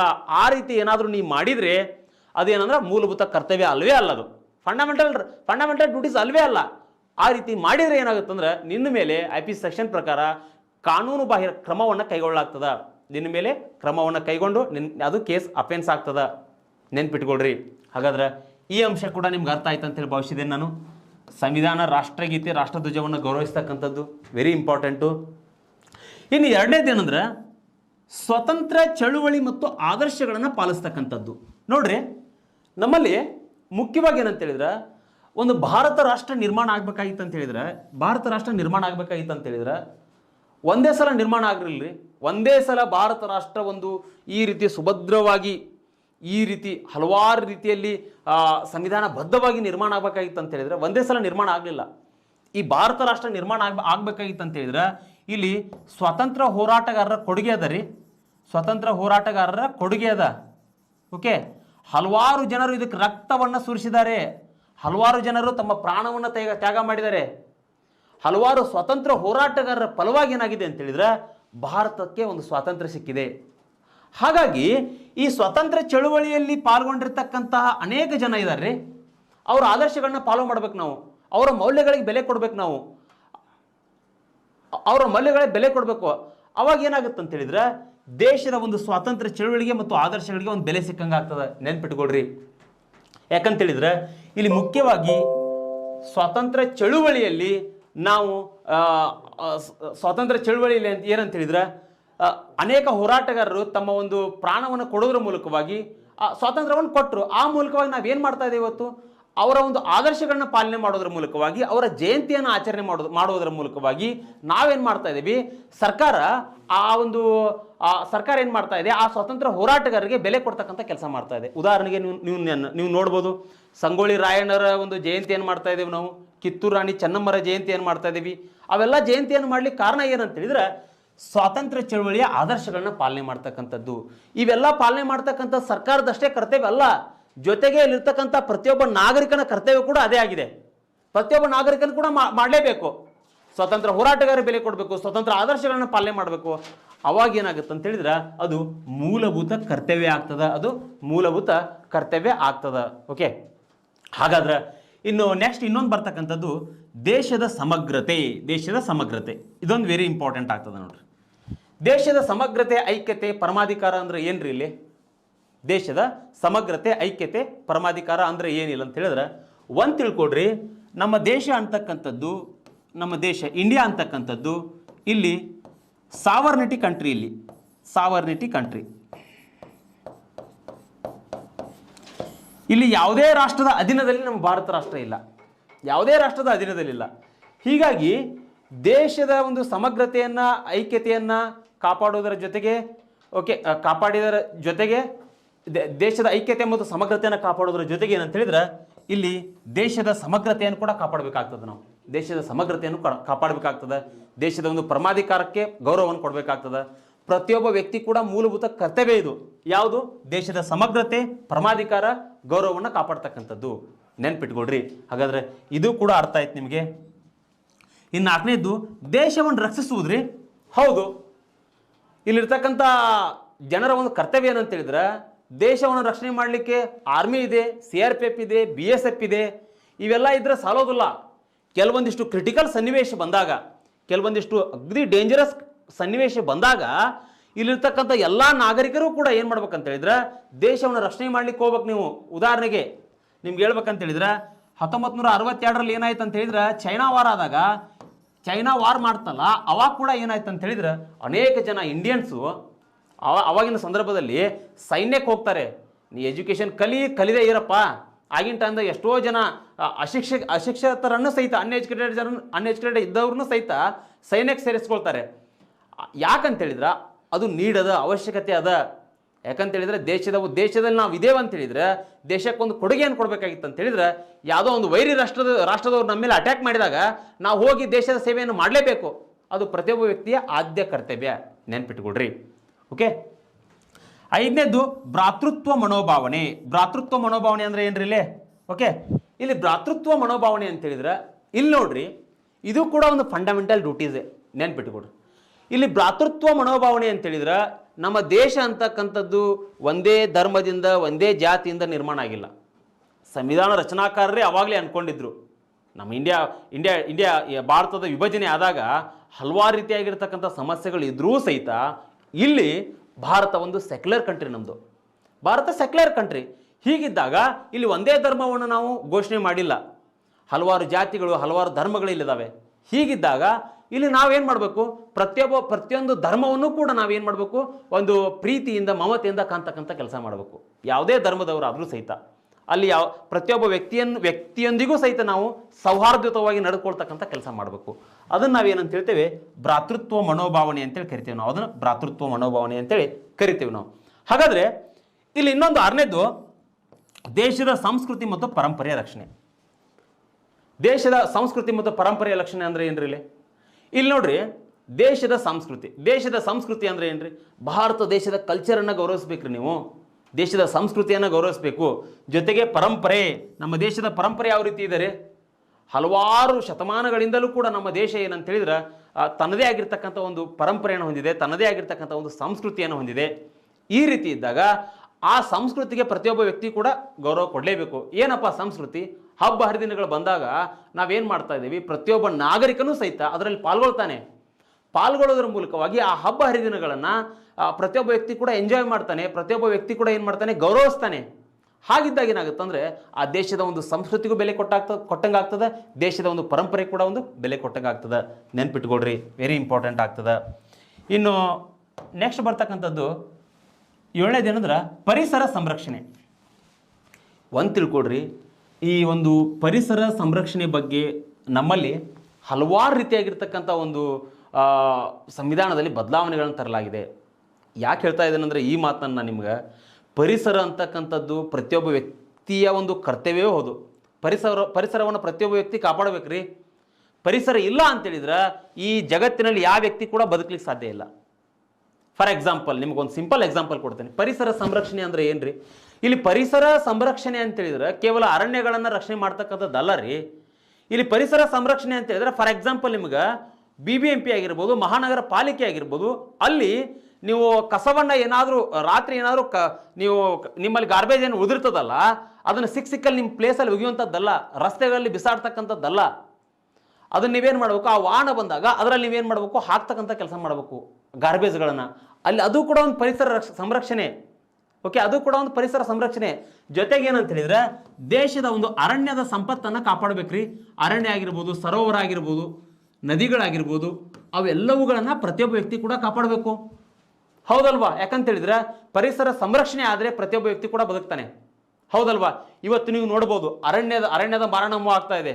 ಈ ನಗರೀಕರಣದ ಪರಿಣಾಮವಾಗಿ ಇವತ್ತು ಏನಾಗ್ತಾ ಇದೆ ಅಂತ ಹೇಳಿದ್ರೆ ಸಂಪೂರ್ಣವಾಗಿ ಅರಣ್ಯ ಹಾಳಾಗ್ತಾ ಇದೆ. ಓಕೆ, ಈ ನಗರೀಕರಣದ ಪರಿಣಾಮವಾಗಿ ಇವತ್ತು ನದಿಗಳು ಕೂಡ ಕಲುಷಿತ ಆಗ್ತಾ ಇದ್ದಾವೆ. ಯಾಕೆ ಹೇಳ್ರಿ? ಡೈರೆಕ್ಟಾಗಿ ಇವತ್ತು ಗಟರ್ಗಳ ಕಲೆಕ್ಷನ್ಸ್ಗಳನ್ನು ನದಿಗಳಿಗೆ ಕೊಡ್ತಾ ಇದ್ದಾರೆ. ಈ ರೀತಿ ಆದರೆ ನಮ್ಮ ಪರಿಸರ ಸಂರಕ್ಷಣೆ ಯಾವ ರೀತಿ ಆಗ್ತದೆ? ಆ ಉದ್ದೇಶಕ್ಕೋಸ್ಕರನೇ ಇವತ್ತು ವಿಶ್ವಸಂಸ್ಥೆಯ ಮಟ್ಟದಲ್ಲಿ ಏನಾಗ್ತಾ ಇದೆ ಅಂತ ಹೇಳಿದ್ರೆ ಪರಿಸರ ಸಂರಕ್ಷಣೆ ಕುರಿತು ವಿಶ್ವಸಂಸ್ಥೆ ಹಲವಾರು ರೀತಿಯಾಗಿರ್ತಕ್ಕಂಥ ಕಾನೂನುಗಳನ್ನು, ಕಾಯ್ದೆಗಳನ್ನು ಜಾರಿಗೆ ತರ್ತಾ ಇದೆ. ಆ ಉದ್ದೇಶಕ್ಕೋಸ್ಕರ ನೆನ್ಪಿಟ್ಕೊಳ್ರಿ, ಇದು ಪ್ರತಿಯೊಬ್ಬ ಪ್ರಜೆಯ ಆದ್ಯ ಕರ್ತವ್ಯ. ಏನಂದ್ರೆ ಅರಣ್ಯವನ್ನು ಕಾಪಾಡ್ತಕ್ಕಂಥದ್ದು, ನದಿಗಳನ್ನು ಸಂರಕ್ಷಣೆ ಮಾಡ್ತಕ್ಕಂಥದ್ದು, ಪರಿಸರವನ್ನು ಸಂರಕ್ಷಣೆ ಮಾಡ್ತಕ್ಕಂಥದ್ದು ಪ್ರತಿಯೊಬ್ಬ ವ್ಯಕ್ತಿಯ ಫಂಡಮೆಂಟಲ್ ಡ್ಯೂಟೀಸ್. ಇದು ಮಾಡಲೇಬೇಕಾತ. ಓಕೆ, ಹಾಗಾದರೆ ಇನ್ನೊಂದು ವೈಜ್ಞಾನಿಕ ಮನೋಭಾವನೆ ಬೆಳೆಸ್ತಕ್ಕಂಥದ್ದು. ಸೈಂಟಿಫಿಕ್ ವೈಜ್ಞಾನಿಕ ಮನೋಭಾವನೆ ಅಂದರೆ ಏನ್ರಿ? ಇಲ್ಲಿ ಏನಂತ ಹೇಳಿದ್ರೆ ಮೂಢನಂಬಿಕೆಗಳನ್ನ ಹೋಗಲಾಡಿಸುವಂಥದ್ದು, ಪ್ರತಿಯೊಂದನ್ನು ಕೂಡ ಸೈಂಟಿಫಿಕ್ ಆಗಿ ನೋಡ್ತಕ್ಕಂಥದ್ದು. ಏನಪ್ಪ ಸೈಂಟಿಫಿಕ್ ಅಂತ ಹೇಳಿದ್ರೆ ಇಲ್ಲಿ ನೋಡ್ರಿ, ಮೂಢನಂಬಿಕೆಗಳ ಕುರಿತು ನಮ್ಮಲ್ಲಿ ಹಲವಾರು ರೀತಿಯಾಗಿರ್ತಕ್ಕಂಥ ಭಾವನೆಗಳಿರ್ತವೆ. ಆ ಭಾವನೆಗಳನ್ನ ಹೋಗಲಾಡಿಸಿ ಒಂದು ಸಿವಿಲೈಸ್ಡ್ ಒಂದು ಕಂಟ್ರಿಯನ್ನು ನಾವು ಮಾಡಬೇಕಾಗಿತ್ತು ಅಂತ ಹೇಳಿದ್ರೆ ಒಂದು ಸೈಂಟಿಫಿಕ್ ಭಾವನೆ ನಮ್ಮಲ್ಲಿ ಬರಬೇಕು. ಅವಾಗ ಏನಾಗುತ್ತೆ ಅಂತ ಹೇಳಿದ್ರೆ ನಮ್ಮ ದೇಶಕ್ಕೆ ನಮ್ಮ ದೇಶದ ನಮ್ಮ ದೇಶವನ್ನು ನೋಡ್ತಕ್ಕಂಥ ಮನೋಭಾವನೆ ಏನಾಗುತ್ತೆ, ಒಂದು ಬೇರೆ ರಾಷ್ಟ್ರಗಳಿಗೆ ಕಂಪೇರ್ ಮಾಡಿದ್ರು ಕೂಡ ಹೌದಪ್ಪ ಭಾರತೀಯರು ಬದಲಾವಣೆ ಆಗಿದ್ದಾರೆ. ವಿವೇಕಾನಂದರ ಕಾಲದಿಂದಲೂ ಕೂಡ ಭಾರತ ರಾಷ್ಟ್ರವನ್ನು ಹಾವಾಡಿಗರ ದೇಶ ಅಂತೇಳಿ ಕರಿತಾ ಇದ್ರು. ಯಾಕೆ ಕರಿತಾ ಇದ್ರು ಅಂತ ಹೇಳಿದ್ರೆ ಅವಾಗ ದೇಶ ಸಿವಿಲೈಸ್ಡ್ ಆಗಿರಲಿಲ್ಲ. ಬಟ್ ಇವಾಗ ಸಂವಿಧಾನ ಸಿಕ್ಕಿದೆ, ಆಧುನಿಕ ತಂತ್ರಜ್ಞಾನಗಳು ಬಂದಿದ್ದಾವೆ. ಎಲ್ಲ ಬಂದಾಗ ನಾವೇನು ಮಾಡ್ತಾ ಇದ್ದೀವಿ? ಸೈಂಟಿಫಿಕ್ ನಮ್ಮಲ್ಲಿ ಮನೋಭಾವನೆಗಳನ್ನ ಬೆಳೆಸ್ಕೊಳ್ತಾ ಇದ್ದೀವಿ ನಾವು. ಓಕೆ, ಹಾಗಾದರೆ ಇದು ಕೂಡ ಅರ್ಥ ಆಯ್ತು ಅಂತ ಹೇಳಿದ್ದೀನಿ. ಸಾರ್ವಜನಿಕ ಆಸ್ತಿಯನ್ನು ಕಾಪಾಡ್ತಕ್ಕಂಥದ್ದು. ಹೌದು, ಸಾರ್ವಜನಿಕ ಆಸ್ತಿಯನ್ನು ಪ್ರತಿಯೊಬ್ಬ ವ್ಯಕ್ತಿ ಕೂಡ ಗೌರವಿಸಬೇಕು. ಹೌದಲ್ವಾ? ಎಲ್ಲೋ ಒಂದು ಗಾರ್ಡನ್ ಇದೆ, ಆ ಗಾರ್ಡನ್ನಲ್ಲಿ ಹೋಗಿ ಮನೆ ಕಟ್ಟೋದು, ಆ ಗಾರ್ಡನ್ನಲ್ಲಿ ಹೋಗಿ ನೀವು ಕಸ ಹಾಕೋದು, ಆ ರೀತಿ ಮಾಡಬಾರ್ದು. ಅದು ಕೂಡ ಪಬ್ಲಿಕ್ ಪ್ರಾಪರ್ಟಿ ಅಲ್ವಾ? ಅದನ್ನು ಕೂಡ ರಕ್ಷಣೆ ಮಾಡಬೇಕು ನೀವು. ಸಾರ್ವಜನಿಕ ಆಸ್ತಿ ಪಾಸ್ತಿಗಳು ಅಂತ ಹೇಳಿದ್ರೆ ಏನು? ಸರ್ಕಾರ ಜನರ ಒಂದು ಮೂಲಭೂತ ಸೌಕರ್ಯಕ್ಕೋಸ್ಕರ ಏನೆಲ್ಲ ಕಾರ್ಯಕ್ರಮಗಳನ್ನು ಜಾರಿಗೆ ತಂದಿದೆಯಲ್ಲ, ಅವುಗಳನ್ನು ಪ್ರತಿಯೊಬ್ಬ ಪ್ರಜೆ ಕೂಡ ಕಟ್ಟುನಿಟ್ಟಾಗಿ ಪಾಲನೆ ಮಾಡಬೇಕು. ಅವಾಗ ಏನಾಗುತ್ತೆ ಅಂತ ಹೇಳಿದ್ರೆ ದೇಶಕ್ಕೆ ಒಂದು ಒಳ್ಳೆಯ ಹೆಸರು ಬರ್ತದೆ. ಓಕೆ, ಆಮೇಲೆ ಅತಿ ಹೆಚ್ಚು ಇವತ್ತು ನೋಡಿ ಕೆಲವೊಂದಿಷ್ಟು ರಿಪೋರ್ಟ್ಗಳು ಬರ್ತವೆ. ಸ್ವಚ್ಛತಾ ನಗರ ಯಾವುದು? ಓಕೆ, ಆಮೇಲೆ SDG ಅಂದರೆ ಸಸ್ಟೈನೇಬಲ್ ಡೆವಲಪ್ಮೆಂಟ್ ಗ್ರೌತ್. ಈ ರೀತಿ ಇದ್ದಾಗ ಅವೆಲ್ಲವುಗಳು ಕೂಡ ಏನಾಗ್ತವೆ ಅಂತೇಳಿ ಪರಿಗಣನೆಗೆ ತೆಗೆದುಕೊಳ್ತಾರೆ. ನೆನ್ಪಿಟ್ಟುಕೊಡ್ರಿ. ಆ ಉದ್ದೇಶಕ್ಕೋಸ್ಕರ ಪ್ರತಿಯೊಬ್ಬ ವ್ಯಕ್ತಿ ಕೂಡ ಇದನ್ನು ರಾಷ್ಟ್ರದ ಪ್ರಗತಿಗೆ ಶ್ರಮ ವಹಿಸ್ತಕ್ಕಂಥದ್ದು. ಹೌದು, ಇವತ್ತು ರಾಷ್ಟ್ರದ ಪ್ರಗತಿ ಅಂತ ಹೇಳಿದ್ರೆ ಏನ್ರಿ? ಇವತ್ತು ಪ್ರತಿಯೊಬ್ಬ ವ್ಯಕ್ತಿ ಕೂಡ ಏನಂತ ಹೇಳಿದ್ರೆ ದೇಶದ ಅಭಿವೃದ್ಧಿಗೋಸ್ಕರ ಪಣ ತೊಡಬೇಕು, ದೇಶದ ಅಭಿವೃದ್ಧಿಗೋಸ್ಕರ ಕನಸನ್ನು ಕಾಣಬೇಕು. ಅದು ಫಂಡಮೆಂಟಲ್ ಡ್ಯೂಟೀಸ್ ರೀ. ಅದು ಇದನ್ನ ಯಾಕೆ ಹಾಕಿದಾರೆ ಅಂತ ಹೇಳಿದ್ರೆ, ಹೌದು ನೀವು ದೇಶದಲ್ಲಿದ್ದೀರಿ, ಎದಕ್ಕೆ ಉಪಯೋಗ, ನೀವು ದೇಶಕ್ಕೆ ಒಂದು ಏನಾದರೂ ಕೊಡುಗೆ ಕೊಡಬೇಕಲ್ವಾ? ಓಕೆ, ದೇಶದ ಬೆಳವಣಿಗೆಗೋಸ್ಕರ ನೀವು ಶ್ರಮ ಪಡಬೇಕಲ್ವಾ? ಓಕೆ, ಆ ಉದ್ದೇಶಕ್ಕೋಸ್ಕರ ಇಲ್ಲಿ ಏನಂತ ಹೇಳಿದ್ರೆ ಪ್ರತಿಯೊಬ್ಬ ವ್ಯಕ್ತಿ ಕೂಡ ದೇಶದ ಪ್ರಗತಿಗೆ ದೇಶಕ್ಕೋಸ್ಕರ ದುಡಿಯುವಂಥ ಕೆಲಸ ಮಾಡಲೇಬೇಕು. ನೆನ್ಪಿಟ್ಕೊಡ್ರಿ. ಹಾಗಾದ್ರೆ 11ನೇದ್ದು ಇಲ್ಲಿ 6ರಿಂದ 14 ವರ್ಷದ ಮಕ್ಕಳಿಗೆ ಉಚಿತ ಮತ್ತು ಕಡ್ಡಾಯ ಶಿಕ್ಷಣ 2002ರಲ್ಲಿ 86 ಅಮೆಂಡ್ಮೆಂಟ್ ಮಾಡೋದ್ರ ಮೂಲಕವಾಗಿ ಇದನ್ನು ಸೇರಿಸಲಾಗ್ತದೆ. ಹಾಗಾದರೆ 1 ಸೆಕೆಂಡ್ ಅರ್ಥ ಮಾಡ್ಕೊಳ್ರಿ. ಇಲ್ಲಿ ನೀವು ಫಂಡಮೆಂಟಲ್ ಡ್ಯೂಟೀಸ್ನಲ್ಲಿ ಏನಂತ ಹೇಳಿದ್ರೆ 6ರಿಂದ 14 ವರ್ಷದ ಮಕ್ಕಳ ಬಗ್ಗೆ ನಾ ಏನು ಮಾತಾಡಿದೆಯಲ್ಲ, ಈ ಮಕ್ಕಳ ಬಗ್ಗೆ ನೀವು ಫಂಡಮೆಂಟಲ್ ರೈಟ್ಸ್ನಲ್ಲಿ ಕೂಡ ಇದ್ರ ಬಗ್ಗೆ ಮಾಹಿತಿ ಅದ. 6ರಿಂದ ಉಚಿತ ಮತ್ತು ಕಡ್ಡಾಯ ಶಿಕ್ಷಣ. ಓಕೆ, ಕಡ್ಡಾಯ ಶಿಕ್ಷಣ ಇದು ಹೆಂಗಾಗುತ್ತಂದ್ರೆ, ಇದು ರಾಜ್ಯ ನಿರ್ದೇಶಕ ತತ್ವಗಳಾಗಿರ್ಬೋದು, ಮೂಲಭೂತ ಹಕ್ಕುಗಳಾಗಿರ್ಬೋದು, ಮೂಲಭೂತ ಕರ್ತವ್ಯಗಳಾಗಿರ್ಬೋದು. ಈ ಏನಂತ ಹೇಳಿದ್ರೆ ಮೂಲಭೂತ ಹಕ್ಕುಗಳಲ್ಲಿ ಮುಖ್ಯವಾಗಿ ಏನಂತ ಹೇಳಿದ್ರೆ, ಇಲ್ಲಿ ನೀವು ಸುಪ್ರೀಂ ಕೋರ್ಟ್ ಮತ್ತು ಹೈಕೋರ್ಟ್ನ ಮೊರೆ ಹೋಗ್ಬೋದು.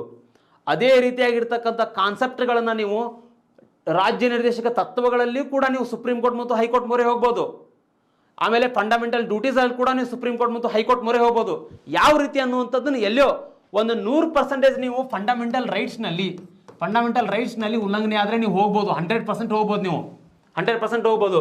ಬಟ್ DPSPಯಲ್ಲಿ ಏನಾಗುತ್ತೆ ಅಂತ ಹೇಳಿದ್ರೆ, DPSPಯಲ್ಲಿ ಶೇಕಡ ಒಂದು 50% ಆಗ್ತದೆ. 50% ಅದನ್ನು ಕೂಡ ಪ್ರೂವ್ ಮಾಡ್ತೇನೆ ನಾನು ನಿಮಗೆ ಯಾವ ರೀತಿ ಅಂತೇಳಿ.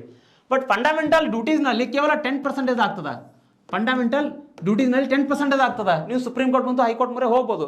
ಫಾರ್ ಎಕ್ಸಾಂಪಲ್ ಇಲ್ಲಿ 6ರಿಂದ 14 ವರ್ಷದ ಮಕ್ಕಳಿಗೆ ಉಚಿತ ಮತ್ತು ಕಡ್ಡಾಯ ಶಿಕ್ಷಣ ಸಿಗಲೇಬೇಕು. ಉಚಿತ ಮತ್ತು ಕಡ್ಡಾಯ ಶಿಕ್ಷಣ ಯಾಕಂತ ಹೇಳಿದ್ರೆ, ಭಾರತದಲ್ಲಿ ಮುಂಚೆಯಿಂದಲೂ ಕೂಡ ಭಾರತ ದೇಶ ಏನಾಗಿತ್ತು ಅಂತ ಹೇಳಿದ್ರೆ ಶಿಕ್ಷಣದಿಂದ ವಂಚಿತ ಆಗಿತ್ತು. ಶಿಕ್ಷಣ ಪಡ್ಕೊಂಡ್ರೆ ಇವತ್ತೇನಾಗುತ್ತೆ, ಅಂತಾರಾಷ್ಟ್ರೀಯ ಮಟ್ಟದಲ್ಲಿ ನಾವು ಗುರುತಿಸ್ಕೊಳ್ತೇವೆ. ಆ ಉದ್ದೇಶಕ್ಕೋಸ್ಕರ ಏನಂತ ಹೇಳಿದ್ರೆ, ಪ್ರಾರಂಭಿಕ ಶಿಕ್ಷಣ ಅಂತಕ್ಕಂಥದ್ದು ಅತ್ಯಂತ ಹೆಚ್ಚು ಪ್ರಾಮುಖ್ಯತೆಯನ್ನು ಪಡ್ಕೊಂಡಿರ್ತದೆ. ಆ ಉದ್ದೇಶಕ್ಕೋಸ್ಕರನೇ ನೀವೇನು ಮಾಡ್ಬೋದು, ಈ ಪ್ಲೇಟೋ ಆಗಿರ್ಬೋದು, ಅರಿಸ್ಟಾಟಲ್ ಆಗಿರ್ಬೋದು, ಇವರೆಲ್ಲ ಏನು ಮಾತಾಡ್ತಾರೆ ಅಂತ ಹೇಳಿದ್ರೆ, ಇಲ್ಲಿ ಮಾತಾಡ್ತಾರೆ ಅಂತ ಹೇಳಿದ್ರೆ, ಇಲ್ಲಿ ಮಕ್ಕಳ ಒಂದು ಹಕ್ಕುಗಳ ಬಗ್ಗೆ, ಮಕ್ಕಳ ಒಂದು ಶಿಕ್ಷಣದ ಬಗ್ಗೆ ಮಾತಾಡ್ತಾರೆ, ಮಕ್ಕಳ ಹಕ್ಕುಗಳ ಬಗ್ಗೆ ಮಾತಾಡ್ತಾರೆ. ಆ ಮೂಲಕವಾಗಿ ನಮ್ಮ ಸಂವಿಧಾನ ರಚನಾಕಾರ ಏನು ಮಾಡ್ತಾರೆ ಅಂತ ಹೇಳಿದ್ರೆ, ಇಲ್ಲಿ ನಮ್ಮಲ್ಲಿ 2002ರಲ್ಲಿ 86ನೇ ತಿದ್ದುಪಡಿ ಮಾಡೋದ್ರ ಮೂಲಕವಾಗಿ ಏನಂತ ಹೇಳಿದ್ರೆ 6ರಿಂದ 14 ವರ್ಷದ ಮಕ್ಕಳಿಗೆ ಉಚಿತ ಮತ್ತು ಕಡ್ಡಾಯ ಶಿಕ್ಷಣವನ್ನು ನೀಡೋದ್ರ ಮೂಲಕವಾಗಿ ಪ್ರತಿಯೊಬ್ಬ ವ್ಯಕ್ತಿ ಕೂಡ ಹಕ್ಕುಗಳನ್ನು ನೀಡ್ತಕ್ಕಂಥ ಕೆಲಸ ಮಾಡಿದರು. ಹಾಗಾದ್ರೆ ಇವತ್ತು ನಾವೇನು ತಿಳ್ಕೊಂಡ್ವಿ, ಒಂದೇದು ಕಾನ್ಸೆಪ್ಟ್ನಲ್ಲಿ ಫಂಡಮೆಂಟಲ್ ಡ್ಯೂಟೀಸ್ ಬಗ್ಗೆ. ವೆರಿ ಸಿಂಪಲ್ ಇದು. ಈ ಫಂಡಮೆಂಟಲ್ ಡ್ಯೂಟೀಸ್ ಅಂತಕ್ಕಂಥದ್ದು ಒಂದು ಕಾನ್ಸ್ಟಿಟ್ಯೂಷನ್ನಲ್ಲಿ ಬರ್ತಕ್ಕಂಥ ಅಗ್ದಿ ಸಿಂಪಲ್ ಟಾಪಿಕ್ ಇದು. ಇವುಗಳನ್ನ ಇಷ್ಟು ಜನರಲ್ ಆಗಿ ಅರ್ಥ ಮಾಡ್ಕೊಂಡ್ರೆ ಸಾಕು. ನೀವು ಒಂದು ತಿಳ್ಕೊಡ್ರಿ, ಮೇನ್ಸ್ನಲ್ಲಿ ನೀವೇನಾದರೂ ಆನ್ಸರ್ ರೈಟಿಂಗ್ಗಳನ್ನ ಬರಿಬೇಕಾಗಿತ್ತು ಅಂತ ಹೇಳಿದ್ರೆ ಅನಾಲಿಟಿಕ್ ಆಗಿ ಬರಿಬೇಕಾಗ್ತದೆ. ನೀವು ಪುಸ್ತಕದಲ್ಲಿದ್ದದ್ದನ್ನು ನೀವು ಬರೆದು ಬಿಟ್ಟರೆ ನಿಮ್ಗೆ ಅಲ್ಲಿ ಮಾರ್ಕ್ಸ್ ಸಿಗೋದಿಲ್ಲ. ಕೆಲವೊಂದಿಷ್ಟು ವಿಮರ್ಶಾತ್ಮಕವಾಗಿ ಬರೀರಿ, ವಿಶ್ಲೇಷಣಾತ್ಮಕವಾಗಿ ಬರೀರಿ ಅಂತೇಳಿ ಕೊಟ್ಟಾಗ ನೀವು ಅಲ್ಲಿ ಏನಾಗುತ್ತಂದ್ರೆ ಬರೆಯುವಂಥ ಸಂದರ್ಭದಲ್ಲಿ ವಿಮರ್ಶಾತ್ಮಕವಾಗಿ ನೀವು ವಿಶ್ಲೇಷಣೆ ಮಾಡ್ತಾ ಹೋದರೆ ನಿಮಗೆ ಅಂಕಗಳು ಬರ್ತವೆ. ನೆನ್ಪಿಟ್ಕೊಡ್ರಿ. ಹಾಗಾದ್ರೆ ಇಲ್ಲಿ ಇನ್ನೊಂದು ಹೊಸ ಕಾನ್ಸೆಪ್ಟ್ ಬಗ್ಗೆ ಕೂಡ ನಿಮ್ಗೆ ಹೇಳ್ತೇನೆ ನಾನು. ಸರ್ ಮಾಡ್ರಿ.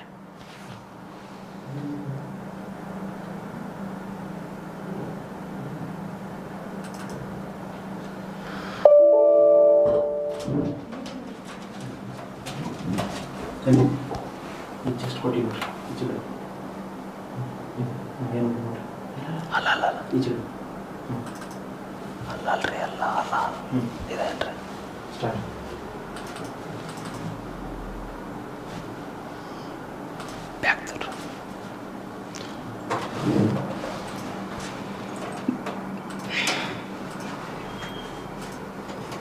ಓಕೆ, ದಯವಿಟ್ಟು ಎಲ್ಲ ಸ್ಪರ್ಧಾರ್ಥಿಗಳಿಗೂ ಕ್ಷಮೆ ಇರಲಿ.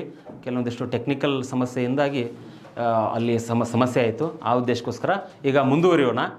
ಈಗ ಮುಂದುವರೆದಿರ್ತಕ್ಕಂಥ ವಿಚಾರ ಈಗ ಒಂದೇನು ತಿಳ್ಕೊಂಡ್ವಿ ಅಂತ ಹೇಳಿದರೆ ನಾವು, ಓಕೆ, ಇಲ್ಲಿ ಫಂಡಮೆಂಟಲ್ ಡ್ಯೂಟೀಸ್ ಬಗ್ಗೆ ನಾವು ಅರ್ಥ ಮಾಡ್ಕೊಂಡ್ವಿ. ಫಂಡಮೆಂಟಲ್ ಡ್ಯೂಟೀಸ್, ಈ ಮೂಲಭೂತ ಕರ್ತವ್ಯಗಳ ಬಗ್ಗೆ ನಾವು ತಿಳ್ಕೊಂಡ್ವಿ. ಮೂಲಭೂತ ಕರ್ತವ್ಯಗಳು ಆದ ನಂತರ ಓಕೆ, ಇಲ್ಲಿ ನಮಗೆ ಆ್ಯಕ್ಚುಲಿ ರಾಜ್ಯ ನಿರ್ದೇಶಕ ತತ್ವಗಳಾದ ನಂತರ ಫಂಡಮೆಂಟಲ್ ಡ್ಯೂಟೀಸ್ ಬಗ್ಗೆ ನಾವು ಅರ್ಥ ಮಾಡ್ಕೊಳ್ಬೇಕು. ಬಟ್ ಆದರೂ ಕೂಡ ಇಲ್ಲಿ ಏನಂತ ಹೇಳಿದ್ರೆ ಹೊಸ ವಿಷಯದ ಬಗ್ಗೆ ನಾವು ಅರ್ಥ ಮಾಡ್ಕೊಳ್ಳೋದು ಇವತ್ತು ರಾಜ್ಯ ನಿರ್ದೇಶಕ ತತ್ವಗಳು. ಹಾಗಾದ್ರೆ ಇದ್ರ ಬಗ್ಗೆ ಹಿಂದಿನ ತರಗತಿಯಲ್ಲಿ ನಾನು ನಿಮ್ಗೆ ಹೇಳ್ಕೊಟ್ಟಿದ್ದೀನಿ. ಇವುಗಳನ್ನ DPSP ಅಂತೇಳಿ ಕರಿತೀವಿ ನಾವು, directive principle of state policy. Directive principle of state policy. ಹಾಗಾದರೆ ಇಲ್ಲಿ ಸಂವಿಧಾನದ ಎಷ್ಟನೇ ಭಾಗದಲ್ಲದ 4ನೇ ಭಾಗದಲ್ಲಿ ಇವುಗಳನ್ನು ಕಾಣ್ತೀವಿ. ವಿಧಿ 36ರಿಂದ 51ರವರೆಗಿನ ವಿಧಿಗಳು ಏನು ಹೇಳ್ತಾವೆ ಅಂತ ಹೇಳಿದ್ರೆ, ಇಲ್ಲಿ ರಾಜ್ಯ ನಿರ್ದೇಶಕ ತತ್ವಗಳ ಬಗ್ಗೆ ತಿಳಿಸ್ಕೊಡ್ತಾವೆ ನಮಗೆ.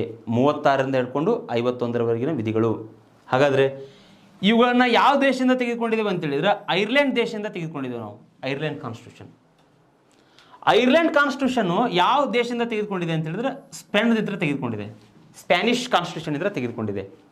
ಹಾಗಾದ್ರೆ ಇಲ್ಲಿ ನೀವು ಪ್ರಶ್ನೆ ಕೇಳ್ತಾರೆ, DPSPಗಳನ್ನು ಯಾವ ದೇಶದ ಸಂವಿಧಾನದಿಂದ ಎರವಲಾಗಿ ತೆಗೆದುಕೊಂಡಿದ್ದೇವೆ ಅಂತೇಳಿ ಕೇಳಿದಾಗ ನೀವೇನು ಮಾಡಬೇಕು, ಐರ್ಲೆಂಡ್ ಅಂತೇಳಿ ಹಾಕ್ಬೇಕು ಆನ್ಸರ್. Ireland constitution. ನೀವು ಅಪ್ಪಿತಪ್ಪಿಯೂ ಇಲ್ಲಿ ಸ್ಪೇನ್ ಅಂತೇಳಿ ಕೊಟ್ಟಿರ್ತಾನೆ, ಸ್ಪ್ಯಾನಿಷ್ ಅಂತ ಕೊಟ್ಟಿರ್ತಾನೆ. ಸ್ಪ್ಯಾನಿಷ್ ಅಂತೇಳಿ ಹಾಕಿದರೆ ಅದು ರಾಂಗ್ ಆಗ್ತದೆ, ತಪ್ಪಾಗ್ತದೆ. ಆ ಉದ್ದೇಶಕ್ಕೋಸ್ಕರ ಐರ್ಲೆಂಡ್ ಸಂವಿಧಾನ ಅಂದರೆ ಇದು ಐರ್ಲೆಂಡ್ ಸಂವಿಧಾನ ಅಂತೇಳಿ ನೀವು ಹಾಕಬೇಕಾಗ್ತದೆ. ಓಕೆ, ಹಾಗಾದ್ರೆ ಇಲ್ಲಿ DPSP ಬಗ್ಗೆ ನಿಮಗೆ ನಾನು ಈಗಾಗಲೇ ಮಾತಾಡಿದೆ. ಇಲ್ಲೇನಂತ ಹೇಳಿದ್ರೆ, ರಾಜ್ಯ ನಿರ್ದೇಶಕ ತತ್ವಗಳ ಬಗ್ಗೆ ಈ ಹಿಂದಿನ ತರಗತಿಯಲ್ಲಿ ಅದ್ರ ಬಗ್ಗೆ ನಾನು ಡಿಸ್ಕಸ್ ಮಾಡಿದ್ದೀನಿ. ಯಾಕೆ ರಾಜ್ಯ ನಿರ್ದೇಶಕ ತತ್ವಗಳು ನಮಗೆ ಬೇಕು, ರಾಜ್ಯ ನಿರ್ದೇಶಕ ತತ್ವಗಳು ರಾಜ್ಯಕ್ಕೆ ಕೇಂದ್ರಕ್ಕೆ ಒಂದು ಮಾರ್ಗಸೂಚಿಕೆಗಳಾಗಿವೆ, ಸೂಚಕ ಫಲಕಗಳಾಗಿವೆ ಅಂತೇಳಿ ಡಾಕ್ಟರ್ BR ಅಂಬೇಡ್ಕರ್ ಅವರು ಹೇಳ್ತಾರೆ. ಇದ್ರ ಬಗ್ಗೆ ಆಲ್ರೆಡಿ ನಾನು ನಿಮ್ಗೆ ಏನು ಮಾಡಿದ್ದೀನಿ, ಹಿಂದಿನ ತರಗತಿಯಲ್ಲಿ ರಾಜ್ಯ ನಿರ್ದೇಶಕ ತತ್ವಗಳ ಬಗ್ಗೆ ಒಂಚೂರು ಐಡಿಯಾ ಕೊಟ್ಟಿದ್ದೇನೆ. ಓಕೆ, ಹಾಗಾದ್ರೆ ಇಲ್ಲಿ ಒಂಚೂರು ರಿವೈಸ್ ಮಾಡುವ ಉದ್ದೇಶಕ್ಕೋಸ್ಕರ ಇವುಗಳನ್ನು ಇನ್ನೊಂದ್ಸಲ ಹೇಳ್ತಾ ಇದ್ದೇನೆ ನಿಮಗೆ ನಾನು. ಡಾಕ್ಟರ್ BR ಅಂಬೇಡ್ಕರ್ ಅವರು ಏನು ಹೇಳ್ತಾರೆ, ನಾವೆಲ್ ಫೀಚರ್ ಆಫ್ ದಿ ಕಾನ್ಸ್ಟಿಟ್ಯೂಷನ್ ಅಂತ ಹೇಳ್ತಾರೆ. ಅಂದರೆ ಈ ರಾಜ್ಯ ನಿರ್ದೇಶಕ ತತ್ವಗಳೇನಿದಾವಲ್ಲ, ಭಾರತದ ಸಂವಿಧಾನದ ಏನಂತೇಳಿ ಕಾದಂಬರಿ ಲಕ್ಷಣಗಳಂತೇಳಿ ಹೇಳ್ತಾರೆ. ಕಾದಂಬರಿ ಲಕ್ಷಣಗಳು, ಕಾದಂಬರಿ ಲಕ್ಷಣಗಳು ಅಂತೇಳಿ ಡಾಕ್ಟರ್ BR ಅಂಬೇಡ್ಕರ್ ಅವರು ಹೇಳ್ತಾರೆ. ಅದೇ ರೀತಿಯಾಗಿ ಡಾಕ್ಟರ್ BR ಅಂಬೇಡ್ಕರ್ ಅವರು ಇನ್ನೊಂದು ಪಾಯಿಂಟನ್ನು ಕೂಡ ಹೇಳ್ತಾರೆ, ಇನ್ಸ್ಟ್ರೂಮೆಂಟ್ ಆಫ್ ಇನ್ಸ್ಟ್ರಕ್ಷನ್ಸ್ ಅಂತೇಳಿ. Instrument of instructions.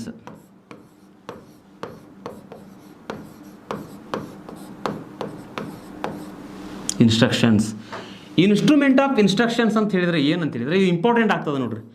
ಇದ್ರ ಬಗ್ಗೆ ಪ್ರಶ್ನೆ ಕೇಳಿದಾರ. ಇಲ್ಲೇ ಯಾಕೆ ಹೇಳ್ತಾ ಇದ್ದಾನೆ ಅಂತ ಹೇಳಿದರೆ, ನಾನು ಇದೊಂಚೂರು ನಿಮಗೆ ಡಾಕ್ಟರ್ BR ಅಂಬೇಡ್ಕರ್ ಅಂದ ತಕ್ಷಣ ಎಲ್ಲವನ್ನೂ ನೀವು ಒಂದೇ ಒಂದು ವೇ ಒಳಗಡೆ ತಿಳ್ಕೊಂಡ್ರೆ ನಿಮ್ಗೆ ಅಗ್ದಿ ಈಸಿ ಆಗ್ತದೆ ಅಂತೇಳಿ. ಇನ್ಸ್ಟ್ರೂಮೆಂಟ್ ಆಫ್ ಇನ್ಸ್ಟ್ರಕ್ಷನ್ಸ್ ಅಂತೇಳಿ ಹೇಳಿದವ್ರು ಯಾರು ಅಂತ ಹೇಳಿದ್ರೆ ಡಾಕ್ಟರ್ BR ಅಂಬೇಡ್ಕರ್. ನೆನ್ಪಿಟ್ಕೊಡ್ರಿ. Novel features of the constitution ಅಂತೇಳಿ ಹೇಳಿದವ್ರು ಯಾರು ಅಂತ ಹೇಳಿದ್ರೆ ಡಾಕ್ಟರ್ BR ಅಂಬೇಡ್ಕರ್ ಅವರು. ಹಾಗಾದರೆ ಇನ್ಸ್ಟ್ರೂಮೆಂಟ್ ಆಫ್ ಇನ್ಸ್ಟ್ರಕ್ಷನ್ಸ್ ಅಂತೇಳಿ ಡಾಕ್ಟರ್ BR ಅಂಬೇಡ್ಕರ್ ಅವ್ರು ಯಾಕೆ ಹೇಳ್ತಾರೆ ಅಂತ ಹೇಳಿದ್ರೆ, ಈ ರಾಜ್ಯ ನಿರ್ದೇಶಕ ತತ್ವಗಳು ಏನದಾವಲ್ರಿ, ಈ DPSP ಏನದಾವಲ್ಲ, ಈ DPSPಗಳು ಏನದಾವ ಅಂತ ಹೇಳಿದ್ರೆ, ಇಲ್ಲಿ ಸ್ಟೇಟಿಗೆ, ಸೆಂಟ್ರಲ್ಗೂ ಮತ್ತು ಸ್ಟೇಟಿಗೆ, ಸೆಂಟ್ರಲ್ ಗೌರ್ಮೆಂಟಿಗೂ ಮತ್ತು ಸ್ಟೇಟ್ ಗೌರ್ಮೆಂಟಿಗೂ ಒಂದು ಸೂಚನೆಯನ್ನು ಕೊಡ್ತಕ್ಕಂಥ ಕೆಲಸ ಮಾಡ್ತವೆ. ಹಾಗಾದರೆ ಇಲ್ಲಿ 1935 ಒಂದು ಕಾಯ್ದೆ ಪ್ರಕಾರ, ಈ ಕಾಯ್ದೆಯಲ್ಲಿ ಕೂಡ ಅಲ್ಲಿ ಗವರ್ನರ್ ಜನರಲ್ ಏನು ಮಾಡ್ತಾ ಇದ್ದ ಅಂತ ಹೇಳಿದ್ರೆ, ಅಲ್ಲಿರ್ತಕ್ಕಂಥ ಪ್ರಾಂತೀಯ ಗವರ್ನರ್ಗಳಿಗೆ ಒಂದು ಗೈಡೆನ್ಸ್ ಕೊಡ್ತಾ ಇದ್ದ, ಸೂಚನೆಗಳನ್ನು ಕೊಡ್ತಾ ಇದ್ದ. ಗವರ್ನರ್ಗಳಿಗೆ ಸೂಚನೆಯನ್ನು ಕೊಡ್ತಾ ಇದ್ದ. ಪ್ರಾಂತೀಯ ಗವರ್ನರ್ಗಳಿಗೆ ಸೂಚನೆಯನ್ನು ಕೊಡ್ತಿದ್ದ. ಯಾರು 1935 ಕಾಯ್ದೆ ಪ್ರಕಾರ ಅಲ್ಲಿರ್ತಕ್ಕಂಥ ಗವರ್ನರ್ ಜನರಲ್. ಅದೇ ರೀತಿಯಾಗಿ ಈ DPSPಗಳು ಕೂಡ ಏನಂತ ಹೇಳಿದ್ರೆ, ಕಾರ್ಯಾಂಗ ಮತ್ತು ಶಾಸಕಾಂಗಕ್ಕೆ ಸೂಚನೆಯನ್ನು ಕೊಡ್ತವೆ. ಕಾರ್ಯಾಂಗ ಮತ್ತು ಶಾಸಕಾಂಗಕ್ಕೆ ಸೂಚನೆಯನ್ನು ಕೊಡ್ತಕ್ಕಂಥ ಕೆಲಸ ಮಾಡ್ತವೆ. ನೆನ್ಪಿಟ್ಕೊಡ್ರಿ. ಹಾಗಾದ್ರೆ ಇಲ್ಲಿ ಇದ್ರ ಬಗ್ಗೆ ಕ್ವಶನ್ ಆಗಿದೆ ನಿಮ್ಗೆ. PC ಆಗಿರ್ಬೋದು, ಸಬ್ ಇನ್ಸ್ಪೆಕ್ಟರ್ ಆಗಿರ್ಬೋದು, SDFD ಮುಂತಾದ ಸ್ಪರ್ಧಾತ್ಮಕ ಪರೀಕ್ಷೆಗಳಲ್ಲಿ ಇದ್ರ ಬಗ್ಗೆ ಪ್ರಶ್ನೆ ಕೇಳಿದ್ದಾರೆ. ಇನ್ಸ್ಟ್ರೂಮೆಂಟ್ ಆಫ್ ಇನ್ಸ್ಟ್ರಕ್ಷನ್ಸ್ ಅಂತ ಹೇಳಿದವರು ಡಾಕ್ಟರ್ BR ಅಂಬೇಡ್ಕರ್. ಇದು ಗವರ್ನರ್ ಜನರಲ್ ಏನು ಮಾಡ್ತಾ ಇದ್ದವಾಗ ಅಲ್ಲಿರ್ತಕ್ಕಂಥ ಪ್ರಾಂತ್ಯದಲ್ಲಿರ್ತಕ್ಕಂಥ ಗವರ್ನರ್ಗಳಿಗೆ ಸೂಚನೆಯನ್ನು ಕೊಡ್ತಾ ಇದ್ದ. ಅದ್ರ ಮೂಲಕವಾಗಿ ಏನಾಯ್ತು ಅಂತ ಹೇಳಿದ್ರೆ, ಇವತ್ತು ರಾಜ್ಯ ನಿರ್ದೇಶಕ ತತ್ವಗಳು ಏನದಾವಲ್ಲ, ಅವು ಕಾರ್ಯಾಂಗ ಮತ್ತು ಶಾಸಕಾಂಗಗಳಿಗೆ ಸೂಚನೆ ಕೊಡ್ತಕ್ಕಂಥ ಕೆಲಸ ಮಾಡ್ತಾ ಇದ್ದಾವೆ. ನೆನ್ಪಿಟ್ಕೊಡ್ರಿ. ಇಷ್ಟು ಅಂಶ ನಿಮ್ಗೆ ಅರ್ಥ ಆಯ್ತು ಅಂತೇಳಿ ಭಾವಿಸಿದೆನ್ನ. ಗ್ರ್ಯಾನ್ವಿಲ್ ಆನ್ಸ್ಟೀನ್ ಏನು ಹೇಳ್ತಾನೆ ಅಂತ ಹೇಳಿದ್ರೆ, ಕಾನ್ಸಿಯಸ್ನೆಸ್ ಆಫ್ ಕಾನ್ಸ್ಟಿಟ್ಯೂಷನ್ ಅಂತ ಹೇಳ್ತಾನೆ. ಅಂದರೆ ಅಂತರ್ಸಾಕ್ಷಿ ಅಂತ ಹೇಳ್ತಾನೆ. ಅಂದರೆ ರಾಜ್ಯ ನಿರ್ದೇಶಕ ತತ್ವಗಳನ್ನು ಅನ್ನುವಂಥದ್ದು ಭಾರತ ಸಂವಿಧಾನದ ಒಂದು ಅಂತರ್ಸಾಕ್ಷಿ ಅಂತೇಳಿ ಗ್ರಾನ್ವಿಲ್ ಆಸ್ಟಿನ್ ಅವರು ಹೇಳ್ತಾರೆ. ಹಾಗಾದ್ರೆ ಒಂದು ಅರ್ಥ ಮಾಡ್ಕೊಡ್ರಿ, ಇದ್ರ ಬಗ್ಗೆ ಪ್ರಶ್ನೆ ಕೇಳ್ತಾರೆ ನಿಮಗೆ, ಈ ವಾಕ್ಯಗಳ ಬಗ್ಗೆ ಪ್ರಶ್ನೆಗಳನ್ನು ಕೇಳಿದ್ದಾರೆ, ದಯವಿಟ್ಟು ಇವುಗಳನ್ನ ನೋಟ್ ಡೌನ್ ಮಾಡ್ಕೊಡ್ರಿ. ಹಾಗಾದರೆ ನೆಕ್ಸ್ಟ್ ಬರ್ತಕ್ಕಂಥ ಕಾನ್ಸೆಪ್ಟ್ ಏನಂದರೆ, ಇದರಲ್ಲಿ ಇಲ್ಲಿ ಮುಖ್ಯವಾಗಿ ರಾಜ್ಯ ನಿರ್ದೇಶಕ ತತ್ವಗಳ ಬಗ್ಗೆ, ತತ್ವ ಲಕ್ಷಣಗಳ ಬಗ್ಗೆ ಹೇಳೋದಾದ್ರೆ ನಿಮಗೆ, ಇಲ್ಲಿ ರಾಜ್ಯ ನಿರ್ದೇಶಕ ತತ್ವದ ಒಂದು ಲಕ್ಷಣಗಳ ಬಗ್ಗೆ ಹೇಳೋದಾದ್ರೆ ಒಂದು ತಿಳ್ಕೊಡ್ರಿ, ಇವು ನ್ಯಾಯ ರಕ್ಷಿತ ಅಲ್ಲ, ನ್ಯಾಯ ರಕ್ಷಿತ ಅಲ್ಲ.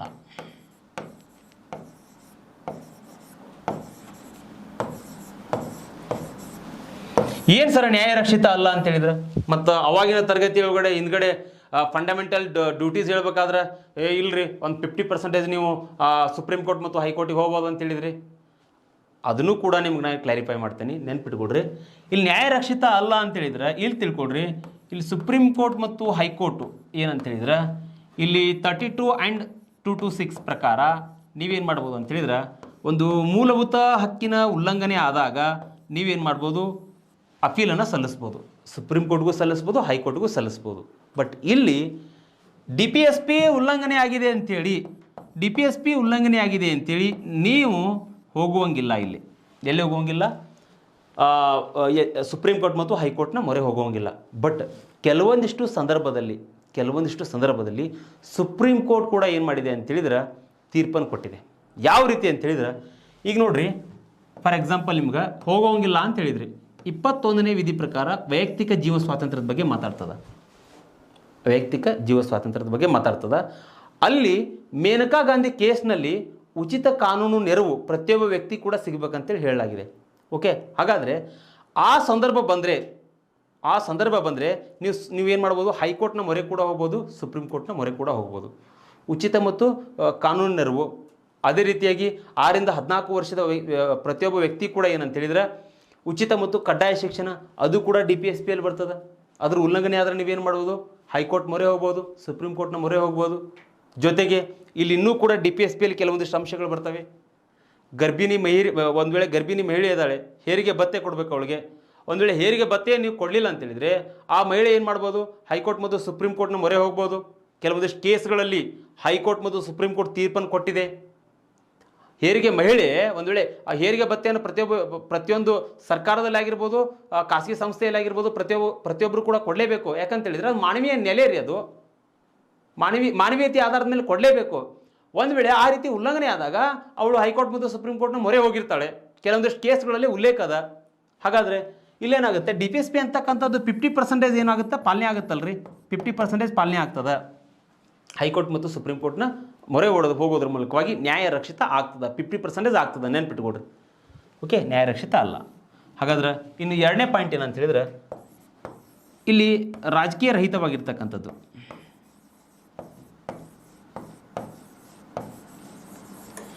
ಏನ್ರಿ ರಾಜಕೀಯ ರಹಿತ ಆಗಿರ್ತಕ್ಕಂಥದ್ದು? ಈ ರಾಜ್ಯ ನಿರ್ದೇಶಕ ತತ್ವಗಳೇನದಾವಲ್ರಿ, ಯಾವುದೇ ರಾಜಕೀಯ ಪಾರ್ಟಿಗೆ ಸಂಬಂಧಪಟ್ಟಿದ್ದಲ್ಲ, ಯಾವುದೇ ರಾಜಕೀಯ ಪಾರ್ಟಿಗೆ ಸಂಬಂಧಪಟ್ಟಿದ್ದಾಗಿಲ್ಲ ಅಲ್ಲ.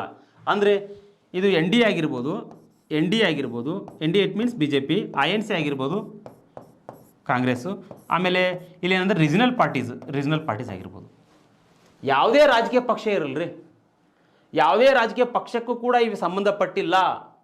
ಯಾವುದೇ ಒಂದು ಸರ್ಕಾರ ಅಧಿಕಾರಕ್ಕೆ ಬಂದರೂ ಸಹಿತ ಓಕೆ, ಅದೇನು ಮಾಡ್ಬೋದು, ಜನರಿಗೆ ಒಂದು ವೆಲ್ಫೇರ್ ಕಲ್ಯಾಣ ರಾಜ್ಯವನ್ನು ನಿರ್ಮಿಸುವ ಸಲುವಾಗಿ ಸರ್ಕಾರ ಯೋಜನೆಗಳನ್ನ ಪ್ರಕಟಿಸ್ಬೋದು, ಹಲವಾರು ರೀತಿಯಾಗಿರ್ತಕ್ಕಂಥ ಯೋಜನೆಗಳನ್ನ ಪ್ರಕಟಿಸ್ಬೋದು. ಓಕೆ, ನೆನ್ಪಿಟ್ಕೊಡ್ರಿ. ಹಾಗಾದರೆ ಇಲ್ಲಿ ತಿಳ್ಕೊಡ್ರಿ, ಇಲ್ಲಿ ಈ ಹಿಂದ್ಗಡೆ ಏನಂತ ಹೇಳಿದ್ರೆ, ರಾಜೀವ್ ಗಾಂಧಿ ವಸತಿ ಯೋಜನೆಯನ್ನು ಕಾಂಗ್ರೆಸ್ ಸರ್ಕಾರ ಜಾರಿಗೆ ತಂದಿತ್ತು. ಅದಾದಮೇಲೆ NDA ಸರ್ಕಾರ ಪ್ರಧಾನಮಂತ್ರಿ ಆವಾಸ್ ಯೋಜನೆಯನ್ನು ಜಾರಿಗೆ ತಂದಿದೆ ಅಲ್ರಿ, ಪ್ರಧಾನಮಂತ್ರಿ ಆವಾಸ್ ಯೋಜನೆ. ಓಕೆ, ಅದು ಕೂಡ ಮನೆ ಇಲ್ಲದೆ ಇರತಕ್ಕಂಥ ವ್ಯಕ್ತಿಗಳಿಗೆ ಮನೆ ನಿರ್ಮಿಸ್ತಕ್ಕಂಥದ್ದು. ಇದು ಕೂಡ ಇದ್ರ ಉದ್ದೇಶ ಕೂಡ ಮನೆ ಇಲ್ಲದೆ ಇರತಕ್ಕಂಥ ವ್ಯಕ್ತಿಗೆ ಮನೆ ಕೊಡ್ತಕ್ಕಂಥದ್ದು. ಇದು ಕೂಡ ಕರ್ತವ್ಯ. ಹಾಗಾದ್ರೆ ಇಲ್ಲಿ ರಾಜಕೀಯ ರಹಿತವಾಗಿರ್ತಕ್ಕಂಥದ್ದು, ಯಾವುದೇ ಒಂದು ಪೊಲಿಟಿಕಲ್ ಪಾರ್ಟಿಗೆ ಸಂಬಂಧಪಟ್ಟಿಲ್ಲ. ಯಾವುದೇ ಒಂದು ರಾಜಕೀಯ ಸರ್ಕಾರ ಕೂಡ ಅವುಗಳನ್ನು ಫಾಲೋ ಮಾಡ್ಬೋದು, ನೆನ್ಪಿಟ್ಕೊಡ್ರಿ. ಹಾಗಾದ್ರೆ ಇಷ್ಟು ಅಂಶಗಳನ್ನು ತೆಗೆದುಕೊಂಡ್ರಿ. ಇನ್ನು ಮೂರನೇ ಅಂಶ ಏನು ಬರುತ್ತೆ ಅಂತ ಹೇಳಿದ್ರೆ ನೋಟ್ ಡೌನ್ ಮಾಡ್ಕೊಡ್ರಿ, ಎರೇಸ್ ಮಾಡ್ತೇನೆ ಒಂಚೂರು ಇದನ್ನ. ಲಕ್ಷಣಗಳನ್ನು ಯಾಕೆ ಹೇಳ್ತಾ ಇದ್ದಾನೆ ಅಂತ ಹೇಳಿದ್ರೆ, ಲಕ್ಷಣಗಳನ್ನು ತಿಳ್ಕೊಂಡ್ರೆ ನೀವು ಇಲ್ಲಿ ಏನಾಗುತ್ತೆ, ರಾಜ್ಯ ನಿರ್ದೇಶಕ ತತ್ವಗಳ ಬಗ್ಗೆ ನೀವು ಅರ್ಥ ಮಾಡ್ಕೊಂಡಂಗೆ ಆಗ್ತದೆ. ಸಾಮೂಹಿಕ ಕಲ್ಯಾಣವನ್ನು ಬಯಸ್ತವ್ರಿ ಇವು, ಸಾಮೂಹಿಕ ಕಲ್ಯಾಣ.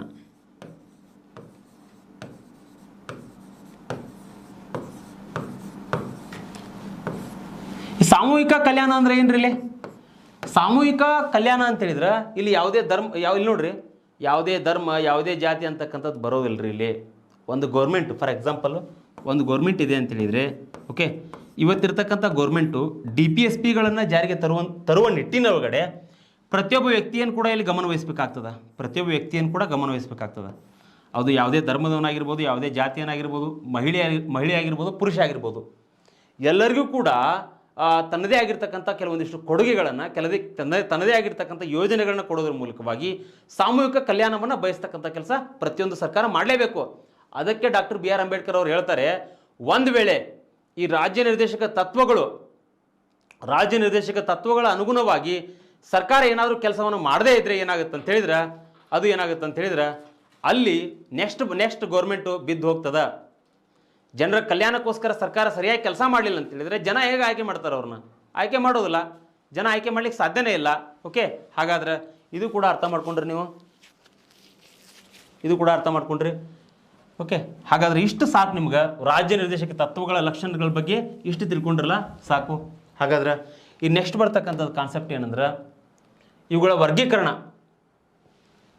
ರಾಜ್ಯ ನಿರ್ದೇಶಕ ತತ್ವಗಳ ಒಂದು ವರ್ಗೀಕರಣದ ಬಗ್ಗೆ ನಾವು ಮಾತಾಡೋಣ.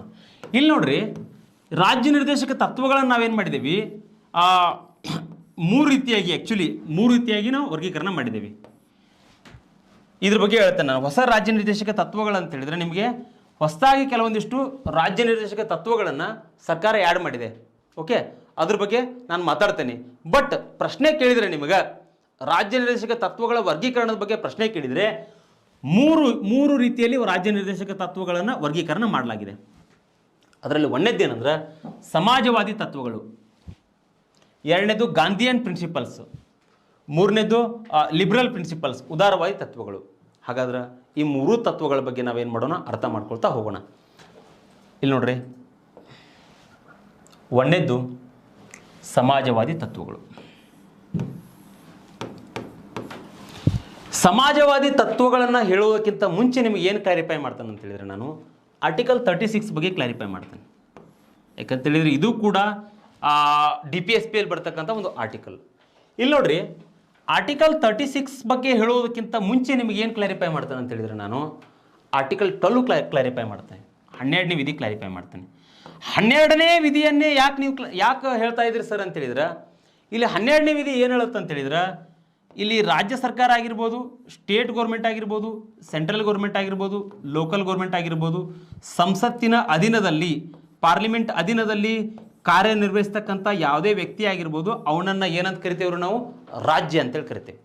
ಅವನನ್ನು ರಾಜ್ಯ ಅಂತೇಳಿ ಕರಿತೇವೆ. ಅವನನ್ನು, ಆ ವ್ಯಕ್ತಿಯನ್ನು ಸ್ಟೇಟ್ ಅಂತೇಳಿ ಕರಿತೇವೆ. ನಾವು ಸ್ಟೇಟ್ ಅಂತೇಳಿ ಕರಿತೇವೆ. 12ನೇ ವಿಧಿ ಹೇಳ್ತದೆ. ಇಲ್ಲಿ 36ನೇ ವಿಧಿ ಏನು ಹೇಳುತ್ತೆ ಅಂತೇಳಿದ್ರೆ, ರಾಜ್ಯ ಸರ್ಕಾರ ಆಗಿರ್ಬೋದು, ರಾಜ್ಯ ಸರ್ಕಾರ ಆಗಿರ್ಬೋದು, ಕೇಂದ್ರ ಸರ್ಕಾರ ಆಗಿರ್ಬೋದು,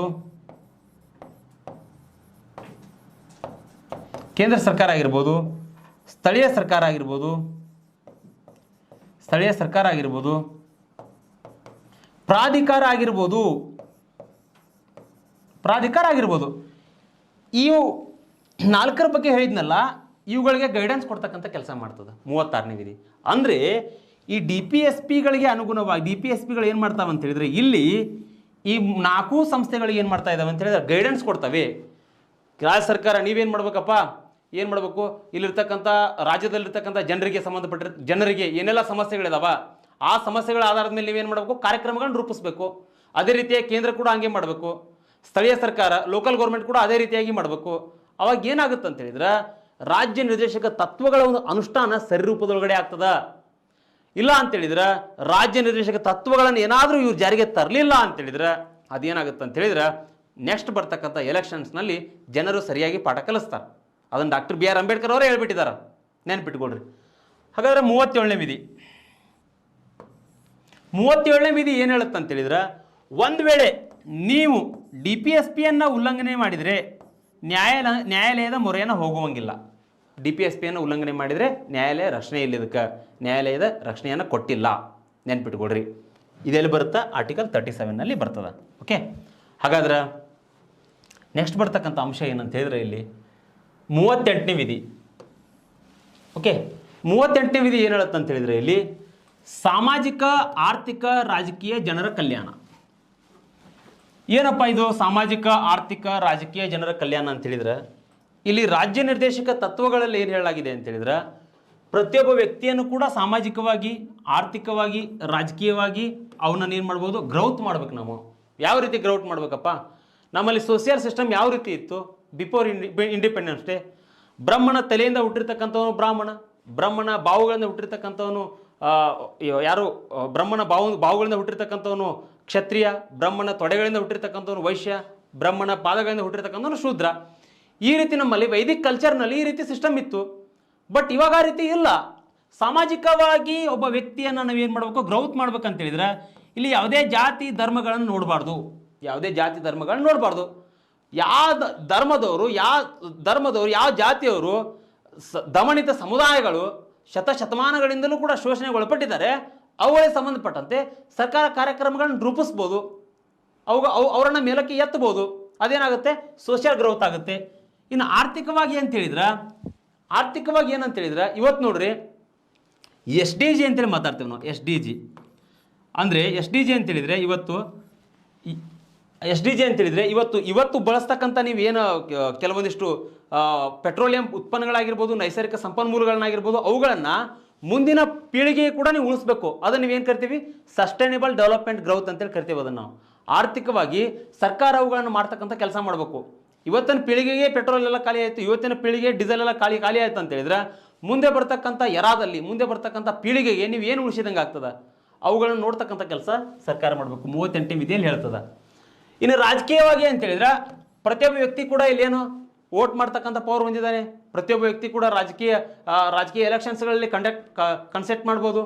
MP ಎಲೆಕ್ಷನ್ಸ್ಗಳಾಗಿರ್ಬೋದು, MLA ಎಲೆಕ್ಷನ್ಸ್ಗಳಾಗಿರ್ಬೋದು, ಸ್ಥಳೀಯ ಸರ್ಕಾರ ಆಗಿರ್ಬೋದು. ಓಕೆ, ಪ್ರತಿಯೊಂದರಲ್ಲೂ ಕೂಡ ಪ್ರತಿಯೊಬ್ಬ ವ್ಯಕ್ತಿ ಕೂಡ ಭಾಗವಹಿಸ್ಬೋದು. ಆ ಮೂಲಕವಾಗಿ ಏನಂತ ಹೇಳಿದ್ರೆ ಸರ್ಕಾರ ಅವುಗಳಿಗೆ ಸಂಬಂಧಪಟ್ಟಂತೆ ವೆಲ್ಫೇರ್ ಸ್ಟೇಟ್ ನಿರ್ಮಾಣ ಮಾಡ್ತಕ್ಕಂಥ ಕೆಲಸ ಮಾಡಬೇಕು. ಇದು ಎದರಲ್ಲಿ ಬರ್ತದ? 38ನೇ ವಿಧಿಯಲ್ಲಿ ಬರ್ತದ. 39ನೇ ವಿಧಿ ಏನು ಹೇಳುತ್ತಂದ್ರೆ ಜೀವನಾವಶ್ಯಕ ವಸ್ತುಗಳನ್ನು ಕಲ್ಪಿಸ್ತಕ್ಕಂಥದ್ದು.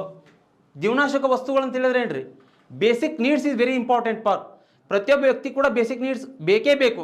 ಏನಪ್ಪ ಬೇಸಿಕ್ ನೀಡ್ಸು? ಆಹಾರ, ಬಟ್ಟೆ, ಓಕೆ, ಜೊತೆಗೆ ಮನೆ, ಇವೆಲ್ಲ ಪ್ರತಿಯೊಬ್ಬ ವ್ಯಕ್ತಿ ಬೇಕೇ ಬೇಕಲ್ಲ. ಅದಕ್ಕೋಸ್ಕರ ಸರ್ಕಾರ ಏನು ಮಾಡ್ತಾ ಇದೆ ಇವತ್ತು ಒಬ್ಬ ವ್ಯಕ್ತಿಗೆ ಹೌಸಿಂಗ್ ಸಂಬಂಧಪಟ್ಟಂತೆ, ಮನೆಗೆ ಸಂಬಂಧಪಟ್ಟಂತೆ ಸರ್ಕಾರ ಏನು ಮಾಡ್ತಾ ಇದೆ? ಇಂದಿರಾ ಗಾಂಧಿ ವಸತಿ ಯೋಜನೆ, ರಾಜೀವ್ ಗಾಂಧಿ ವಸತಿ ಯೋಜನೆ, ಓಕೆ, ಪ್ರಧಾನಮಂತ್ರಿ ಆವಾಸ್ ಯೋಜನೆ, ಅವೆಲ್ಲ ಯೋಜನೆಗಳನ್ನ ಮಾಡೋದ್ರ ಮೂಲಕವಾಗಿ ಸರ್ಕಾರ ಏನು ಮಾಡ್ತಾ ಇದೆ ಅಂತ ಹೇಳಿದ್ರೆ ಇಲ್ಲಿರ್ತಕ್ಕಂಥ ಭಾರತದಲ್ಲಿ ವಾಸಿಯಾಗಿರ್ತಕ್ಕಂಥ ಪ್ರತಿಯೊಬ್ಬ ನಾಗರಿಕನಿಗೂ ಸಹಿತ ಜೀವನಾವಶ್ಯಕ ವಸ್ತುಗಳನ್ನು ಕಲ್ಪಿಸ್ತಕ್ಕಂಥ ಕೆಲಸ ಮಾಡ್ತಾ ಇದೆ.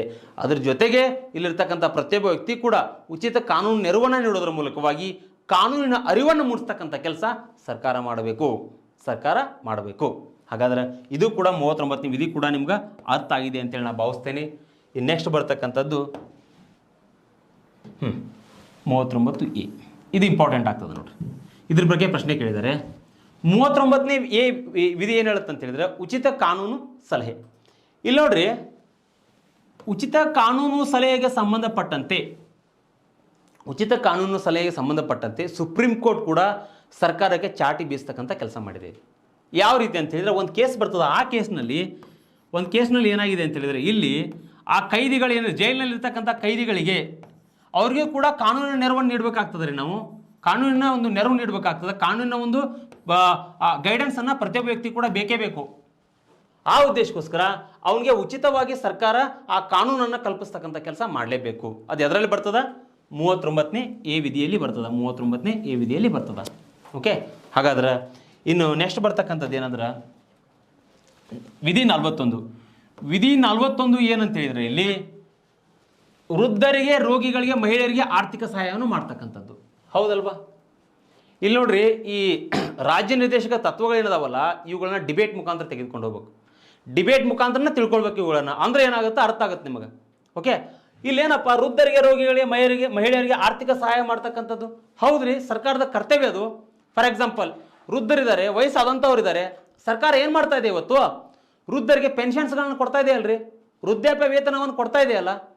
ಆ ವೃದ್ಧಾಪ್ಯ ವೇತನವನ್ನು ಕೊಡೋದ್ರ ಮೂಲಕವಾಗಿ ಅವರನ್ನು ಕೂಡ ಒಂದು ಸಮಾಜಮುಖಿಯಾಗಿ ಬದುಕುವಂಥ ಕೆಲಸ ಬದುಕಲಿಕ್ಕೆ ನೀಡ್ತಕ್ಕಂಥ ಒಂದು ಅವಕಾಶವನ್ನು ಸರ್ಕಾರ ನೀಡ್ತಾ ಇದೆ ಅಲ್ರಿ. ಇನ್ನೆರಡನೇದು ರೋಗಿಗಳಿಗೆ ಏನಪ್ಪ ನಮ್ಮ ಗೌರ್ಮೆಂಟ್ ಕೆಲವೊಂದಿಷ್ಟು ಏನು ಮಾಡ್ತಾ ಇದೆ, ಸರ್ಕಾರ ರೋಗಿಗಳಿಗೆ ಸಂಬಂಧಪಟ್ಟಂತೆ ಯೋಜನೆಗಳನ್ನು ಘೋಷಿಸ್ತಾ ಇದೆ ಅಲ್ರಿ. ಯಾವ ರೀತಿಯಾಗಿ, ಫಾರ್ ಎಕ್ಸಾಂಪಲ್ ದಂತ ಭಾಗ್ಯ ಅಂತೇಳಿ ಯೋಜನೆ ಜಾರಿಗೆ ತೊಗೊಂಬಂದರು. ಕೆಲವೊಂದಿಷ್ಟು ಜನರಿಗೆ ಹಲ್ಲಿನ ಸಮಸ್ಯೆ ಆದಾಗ ಸರ್ಕಾರ ಅದಕ್ಕೆ ಆರ್ಥಿಕ ಸಹಾಯವನ್ನು ನೀಡ್ತದೆ. ಜೊತೆಗೆ ಒಳ್ಳೆ ಹಾಸ್ಪಿಟಲ್ಗಳನ್ನ ನಿರ್ಮಾಣ ಮಾಡ್ತಕ್ಕಂಥದ್ದು ಸರ್ಕಾರ ಏನು ಮಾಡಬೇಕು, ಕೆಲವೊಂದಿಷ್ಟು ಒಳ್ಳೆ ಗೌರ್ಮೆಂಟ್ ಹಾಸ್ಪಿಟಲ್ಗಳನ್ನ ನಿರ್ಮಾಣ ಮಾಡೋದ್ರ ಮೂಲಕವಾಗಿ ಪ್ರತಿಯೊಬ್ಬ ವ್ಯಕ್ತಿ ಕೂಡ ಏನಂತ ಹೇಳಿದ್ರೆ ಆರೋಗ್ಯ ಸಮಸ್ಯೆಯಿಂದ ಪ್ರತಿಯೊಬ್ಬ ವ್ಯಕ್ತಿ ಕೂಡ ನಿರ್ಮೂಲನೆ ಆಗಬೇಕು, ಯಾರು ಕೂಡ ಆರೋಗ್ಯದಿಂದ ಬಳಲಬಾರ್ದು ಅಂತೇಳಿ ಸರ್ಕಾರ ಹಲವಾರು ರೀತಿಯಾಗಿರ್ತಕ್ಕಂಥ ಕಾರ್ಯಕ್ರಮಗಳನ್ನು ಕೈಗೊಳ್ತಾ ಇದೆ. ಅದೇ ರೀತಿಯಾಗಿ ಮಹಿಳೆಯರಿಗೆ ಏನು ಮಾಡ್ತಾ ಇದೆ ಅಂತ ಹೇಳಿದ್ರೆ ಸರ್ಕಾರ ಹಲವಾರು ರೀತಿಯಾಗಿರ್ತಕ್ಕಂಥ ಯೋಜನೆಗಳನ್ನು ಘೋಷಣೆ ಮಾಡ್ತಾ ಇದೆ. ಸಾಂತ್ವನ ಯೋಜನೆ ಅಂತಾಗಿರ್ಬೋದು, ಮನಸ್ವಿನಿ ಯೋಜನೆ ಅಂತಾಗಿರ್ಬೋದು. ಜೊತೆಗೆ ಇತ್ತೀಚೆಗೆ ನಮ್ಮ ಒಂದು ಸ್ಟೇಟ್ ಗೌರ್ಮೆಂಟು BJP ಸರ್ಕಾರ ಏನು ಮಾಡ್ತಾ ಇದೆ, ಮಹಿಳೆಯರಿಗೆ ಸ್ವರಕ್ಷಣಾ ತರಬೇತಿಯನ್ನು ನೀಡ್ತಾ ಇದೆ. ಇವೆಲ್ಲ ಏನಪ್ಪ ಅಂತೇಳಿದ್ರೆ ಇವೆಲ್ಲವೂ ಕೂಡ DPSPಯಲ್ಲೇ ಬರ್ತವೆ. ಒಂದು ವೇಳೆ ಇಂತಹ ಅಭಿವೃದ್ಧಿಯಾಗಿರ್ತಕ್ಕಂಥ ಇಂಥ ಡೆವಲಪ್ಮೆಂಟ್ ಆಗುವಂಥ ಕೆಲಸಗಳನ್ನ ಮಾಡಲಿಲ್ಲ ಅಂತ ಹೇಳಿದ್ರೆ ಸರ್ಕಾರ ಡಾಕ್ಟರ್ BR ಅಂಬೇಡ್ಕರ್ ಹೇಳಿದ ಹಾಗೆ ನೆಕ್ಸ್ಟ್ ಸಲ ಏನಾಗುತ್ತೆ, ಜನರು ಅವ್ರಿಗೆ ತಕ್ಕದಾಗಿರ್ತಕ್ಕಂಥ ಪಾಠವನ್ನು ಕಲಿಸ್ತಾರೆ, ಆ ಗೌರ್ಮೆಂಟನ್ನು ಬೆಳೆಸ್ತಾರೆ. ನೆಕ್ಸ್ಟ್ ಗೌರ್ಮೆಂಟ್ ಯಾವ ಚೆನ್ನಾಗಿ ಅನಿಸ್ತದಲ್ಲ ಜನರಿಗೆ, ಆ ಗೌರ್ಮೆಂಟನ್ನು ಆರಿಸ್ತಾ ಇರ್ತಾರೆ. ಓಕೆ, ಹಾಗಾದ್ರೆ ಇದು ಕೂಡ ಇಂಪಾರ್ಟೆಂಟ್ ಆಗ್ತದೆ. ವಿಧಿ 42 ಏನು ಹೇಳುತ್ತೆ ಅಂತ ಹೇಳಿದ್ರೆ ಹೇರಿಗೆ ಭತ್ಯೆ ಬಗ್ಗೆ ಹೇಳ್ತದೆ. ಹೇರಿಗೆ ಭತ್ಯೆ ಕಾರ್ಮಿಕರಿಗೆ ಯೋಗ್ಯವಾಗಿರ್ತಕ್ಕಂಥ ವಾತಾವರಣ. ಇಲ್ಲಿ ನೋಡ್ರಿ, ಹೇರಿಗೆ ಭತ್ಯೆ ಅಂತ ಹೇಳಿದ್ರೆ ಇಲ್ಲಿ ನೋಡ್ರಿ, ಗರ್ಭಿಣಿ ಮಹಿಳೆಯರಿಗೆ ಏನು ಮಾಡಬೇಕು, 3 ತಿಂಗಳ ಕಾಲ ಗರ್ಭಿಣಿ ಇದ್ದಾಗ 3 ತಿಂಗಳ ಕಾಲ, ಅದಾದ ನಂತರ ಹೆರಿಗೆ ಆದ ನಂತರ 3 ತಿಂಗಳ ಕಾಲ ಅವಳಿಗೆ ವೇತನ ಕೊಟ್ಟು ರಜೆಯನ್ನು ಕೊಡಬೇಕು. ಅದು ಸರ್ಕಾರದ ಆದ್ಯ ಕರ್ತವ್ಯ. ಇದಕ್ಕೆ ಸಂಬಂಧಪಟ್ಟಂತೆ ಏನು ಮಾಡ್ಬೋದು, ಸರ್ಕಾರ ಯಾವುದೇ ರೀತಿಯಾಗಿರ್ತಕ್ಕಂಥ ತಾರತಮ್ಯವನ್ನು ಮಾಡಬಾರ್ದು. ಜೊತೆಗೆ ಕಾರ್ಮಿಕರಿಗೆ ಯೋಗ್ಯ ವಾತಾವರಣ. ಇಲ್ಲಿ ನೋಡ್ರಿ, ಲೇಬರ್ಸ್ ಏನದಾರಲ್ಲ ನಮ್ಮಲ್ಲಿ ಕಾರ್ಮಿಕ ಸಂಘಟನೆಗಳು ಏನದಾವಲ್ಲ, ಆ ಸಂಘಟನೆಗಳು ಹೋರಾಟ ಮಾಡೋದಕ್ಕಿಂತ ಮುಂಚಿತವಾಗಿಯೇ ಕಾರ್ಮಿಕರಿಗೆ ಸರ್ಕಾರ ಏನು ಮಾಡಬೇಕು, ಹಲವಾರು ರೀತಿಯಾಗಿರ್ತಕ್ಕಂಥ ಮಾನವೀಯತೆ ಆಧಾರದ ಮೇಲೆ ಸೌಲಭ್ಯಗಳನ್ನ ಕಲ್ಪಿಸಬೇಕು. ಅವ್ರಿಗೇನು ಮಾಡಬೇಕು, ಒಂದು ಒಳ್ಳೆ ರೀತಿಯಾಗಿರ್ತಕ್ಕಂಥ ಒಂದು ಎಕೋಸಿಸ್ಟಮನ್ನು ಕಲ್ಪಿಸಿಕೊಡ್ಬೇಕು. ವೇತನವನ್ನು ಸರಿಯಾಗಿ ಸರ್ಕಾರ ಅವರಿಗೆ ನೀಡ್ತಕ್ಕಂಥ ಒಂದು ಕೆಲಸವನ್ನು ಮಾಡಬೇಕು. ಅವಾಗ ಏನಾಗುತ್ತೆ ಅಂತ ಹೇಳಿದ್ರೆ ಅಲ್ಲಿರ್ತಕ್ಕಂಥ ಜನರಿಗೆ ಆ ಸೌಲಭ್ಯಗಳು ಸಿಕ್ಕಾಗ ಎಲ್ಲೋ ಒಂದು ಕಡೆ ಭಾವನಾತ್ಮಕವಾಗಿ ಏನಾಗುತ್ತೆ ಅಂತ ಹೇಳಿದ್ರೆ ಆ ಸರ್ಕಾರದ ಬಗ್ಗೆ ಜನರಿಗೆ ಒಂದು ಒಳ್ಳೆಯ ಅಭಿಪ್ರಾಯ ಮೂಡ್ತದೆ. ಓಕೆ, ನೆಕ್ಸ್ಟ್ ಸಲ ಏನಾಗುತ್ತೆ, ಆ ಸರ್ಕಾರ ಆರಿಸ್ತಾ ಇರ್ತಕ್ಕಂಥ ಕೆಲಸವನ್ನು ಅಲ್ಲಿರ್ತಕ್ಕಂಥ ಪ್ರತಿಯೊಬ್ಬ ಪ್ರಜೆ ಕೂಡ ಮಾಡ್ತಾನೆ. ಓಕೆ, ಹಾಗಾದ್ರೆ ಇಲ್ಲಿ ಇನ್ನೊಂದು ಬರ್ತಕ್ಕಂಥದ್ದು ಗಾಂಧಿಯನ್ ಪ್ರಿನ್ಸಿಪಲ್ಸ್. ವೆರಿ ಇಂಪಾರ್ಟೆಂಟ್ ನೋಡ್ರಿ, ಇದು ಗಾಂಧಿಯನ್ ಪ್ರಿನ್ಸಿಪಲ್ಸ್ ಅಂತ ವೆರಿ ಇಂಪಾರ್ಟೆಂಟ್. ಯಾಕಂತ ಹೇಳಿದ್ರೆ ಇಲ್ಲಿ ನೋಡ್ರಿ, ಯಾರು KPSC UPSC ಪ್ರಿಪ್ರೇಷನ್ ಆಗ್ತಾ ಇದ್ದಾರಲ್ಲ, ಮೇನ್ಸಿಗೆ ನೀವು ಯಾರ ಬಗ್ಗೆ ತಿಳ್ಕೊಳ್ಳಿಲ್ಲ ಅಂದರೂ ಕೂಡ ನಡೀತದ. ಇಲ್ಲಿ ಡಾಕ್ಟರ್ BR ಅಂಬೇಡ್ಕರ್ ಅವ್ರ ಬಗ್ಗೆ ಓಕೆ, ಜೊತೆಗೆ ಮಹಾತ್ಮ ಗಾಂಧೀಜಿ ಬಗ್ಗೆ ಅರ್ಥ ಮಾಡ್ಕೊಳ್ಳೇಬೇಕು ನೀವು. ಇವ್ರ ಬಗ್ಗೆ ಪ್ರಶ್ನೆ ಕೇಳ್ತಾರೆ ಮೇನ್ಸ್ನಲ್ಲಿ, ನೆನ್ಪಿಟ್ಕೊಳ್ರಿ. ಹಾಗಾದ್ರೆ ಇಲ್ಲಿ DPSPಯಲ್ಲಿ ರಾಜ್ಯ ನಿರ್ದೇಶಕ ತತ್ವಗಳಲ್ಲಿ ಮಹಾತ್ಮ ಗಾಂಧೀಜಿಯ ವಿಚಾರಗಳನ್ನು, ಅವ್ರ ತತ್ವಗಳನ್ನೇ ಯಾಕೆ ಹಾಕಿದ್ದಾರೆ ಅಂತ ಹೇಳಿದ್ರೆ ಒಂದು ಅರ್ಥ ಮಾಡ್ಕೊಳ್ರಿ, ಮಹಾತ್ಮ ಗಾಂಧೀಜಿ ದೇಶದ ಸ್ವಾತಂತ್ರ್ಯ ತಂದು ಕೊಡುವಲ್ಲಿ ಅವರ ಒಂದು ಕೊಡುಗೆ ಏನದಲ್ಲ ಹೇಳಲಿಕ್ಕಾಗೋದಿಲ್ಲ. ಯಾಕಂತ ಹೇಳಿದ್ರೆ ಎಲ್ಲರೂ ಯುದ್ಧಗಳನ್ನು ಮಾಡಿ ಯುದ್ಧಗಳನ್ನು ಮಾಡೋದ್ರ ಮೂಲಕವಾಗಿ, ಹಿಂಸೆ ಮಾಡೋದ್ರ ಮೂಲಕವಾಗಿ ಹೋರಾಟವನ್ನು ಮಾಡಿದರೆ ಸತ್ಯನಿಷ್ಠೆಯ ಆಧಾರದ ಮೇಲೆ ಅಹಿಂಸಾತ್ಮಕ ಹೋರಾಟವನ್ನು ಮಾಡೋದ್ರ ಮೂಲಕವಾಗಿ ದೇಶಕ್ಕೆ ಸ್ವಾತಂತ್ರ್ಯವನ್ನು ತಂದುಕೊಟ್ಟಿದ್ದಾರೆ. ಒಂದೇ ಒಂದು ಸ್ಮಾಲ್ ಸ್ಟೋರಿ ಹೇಳ್ತಾನೆ, ಆ ಸ್ಟೋರಿ ಕೂಡ ಇದಕ್ಕೆ ಕನೆಕ್ಟ್ ಆಗ್ತದೆ DPSPಗೆ. ಮಹಾತ್ಮ ಗಾಂಧೀಜಿ ಬಗ್ಗೆ ಒಂದು ಸಲ ಇಂಗ್ಲೆಂಡ್ನ ರಾಣಿ ಮಹಾತ್ಮ ಗಾಂಧೀಜಿಯವ್ರನ್ನ ಇನ್ವೈಟ್ ಮಾಡಿರ್ತಾಳೆ. ಇನ್ವೈಟ್ ಮಾಡಿದಾಗ ಅರ್ಧ ಭಾಗವನ್ನು ಇವರು ಟ್ರೈನಲ್ಲಿ ಹೋಗಿ ತಲುಪ್ತಾರೆ ಇಂಗ್ಲೆಂಡಿಗೆ. ಇಂಗ್ಲೆಂಡ್ ಹೋಗಿ ತಲುಪಿದಾಗ ಒಂದೇ ಸಮಯ ಮಹಾತ್ಮ ಗಾಂಧೀಜಿಯವರು ಏನು ಮಾಡ್ತಾರೆ, ಅಳ್ಳಿಗೆ ಸ್ಟಾರ್ಟ್ ಮಾಡ್ತಾರೆ.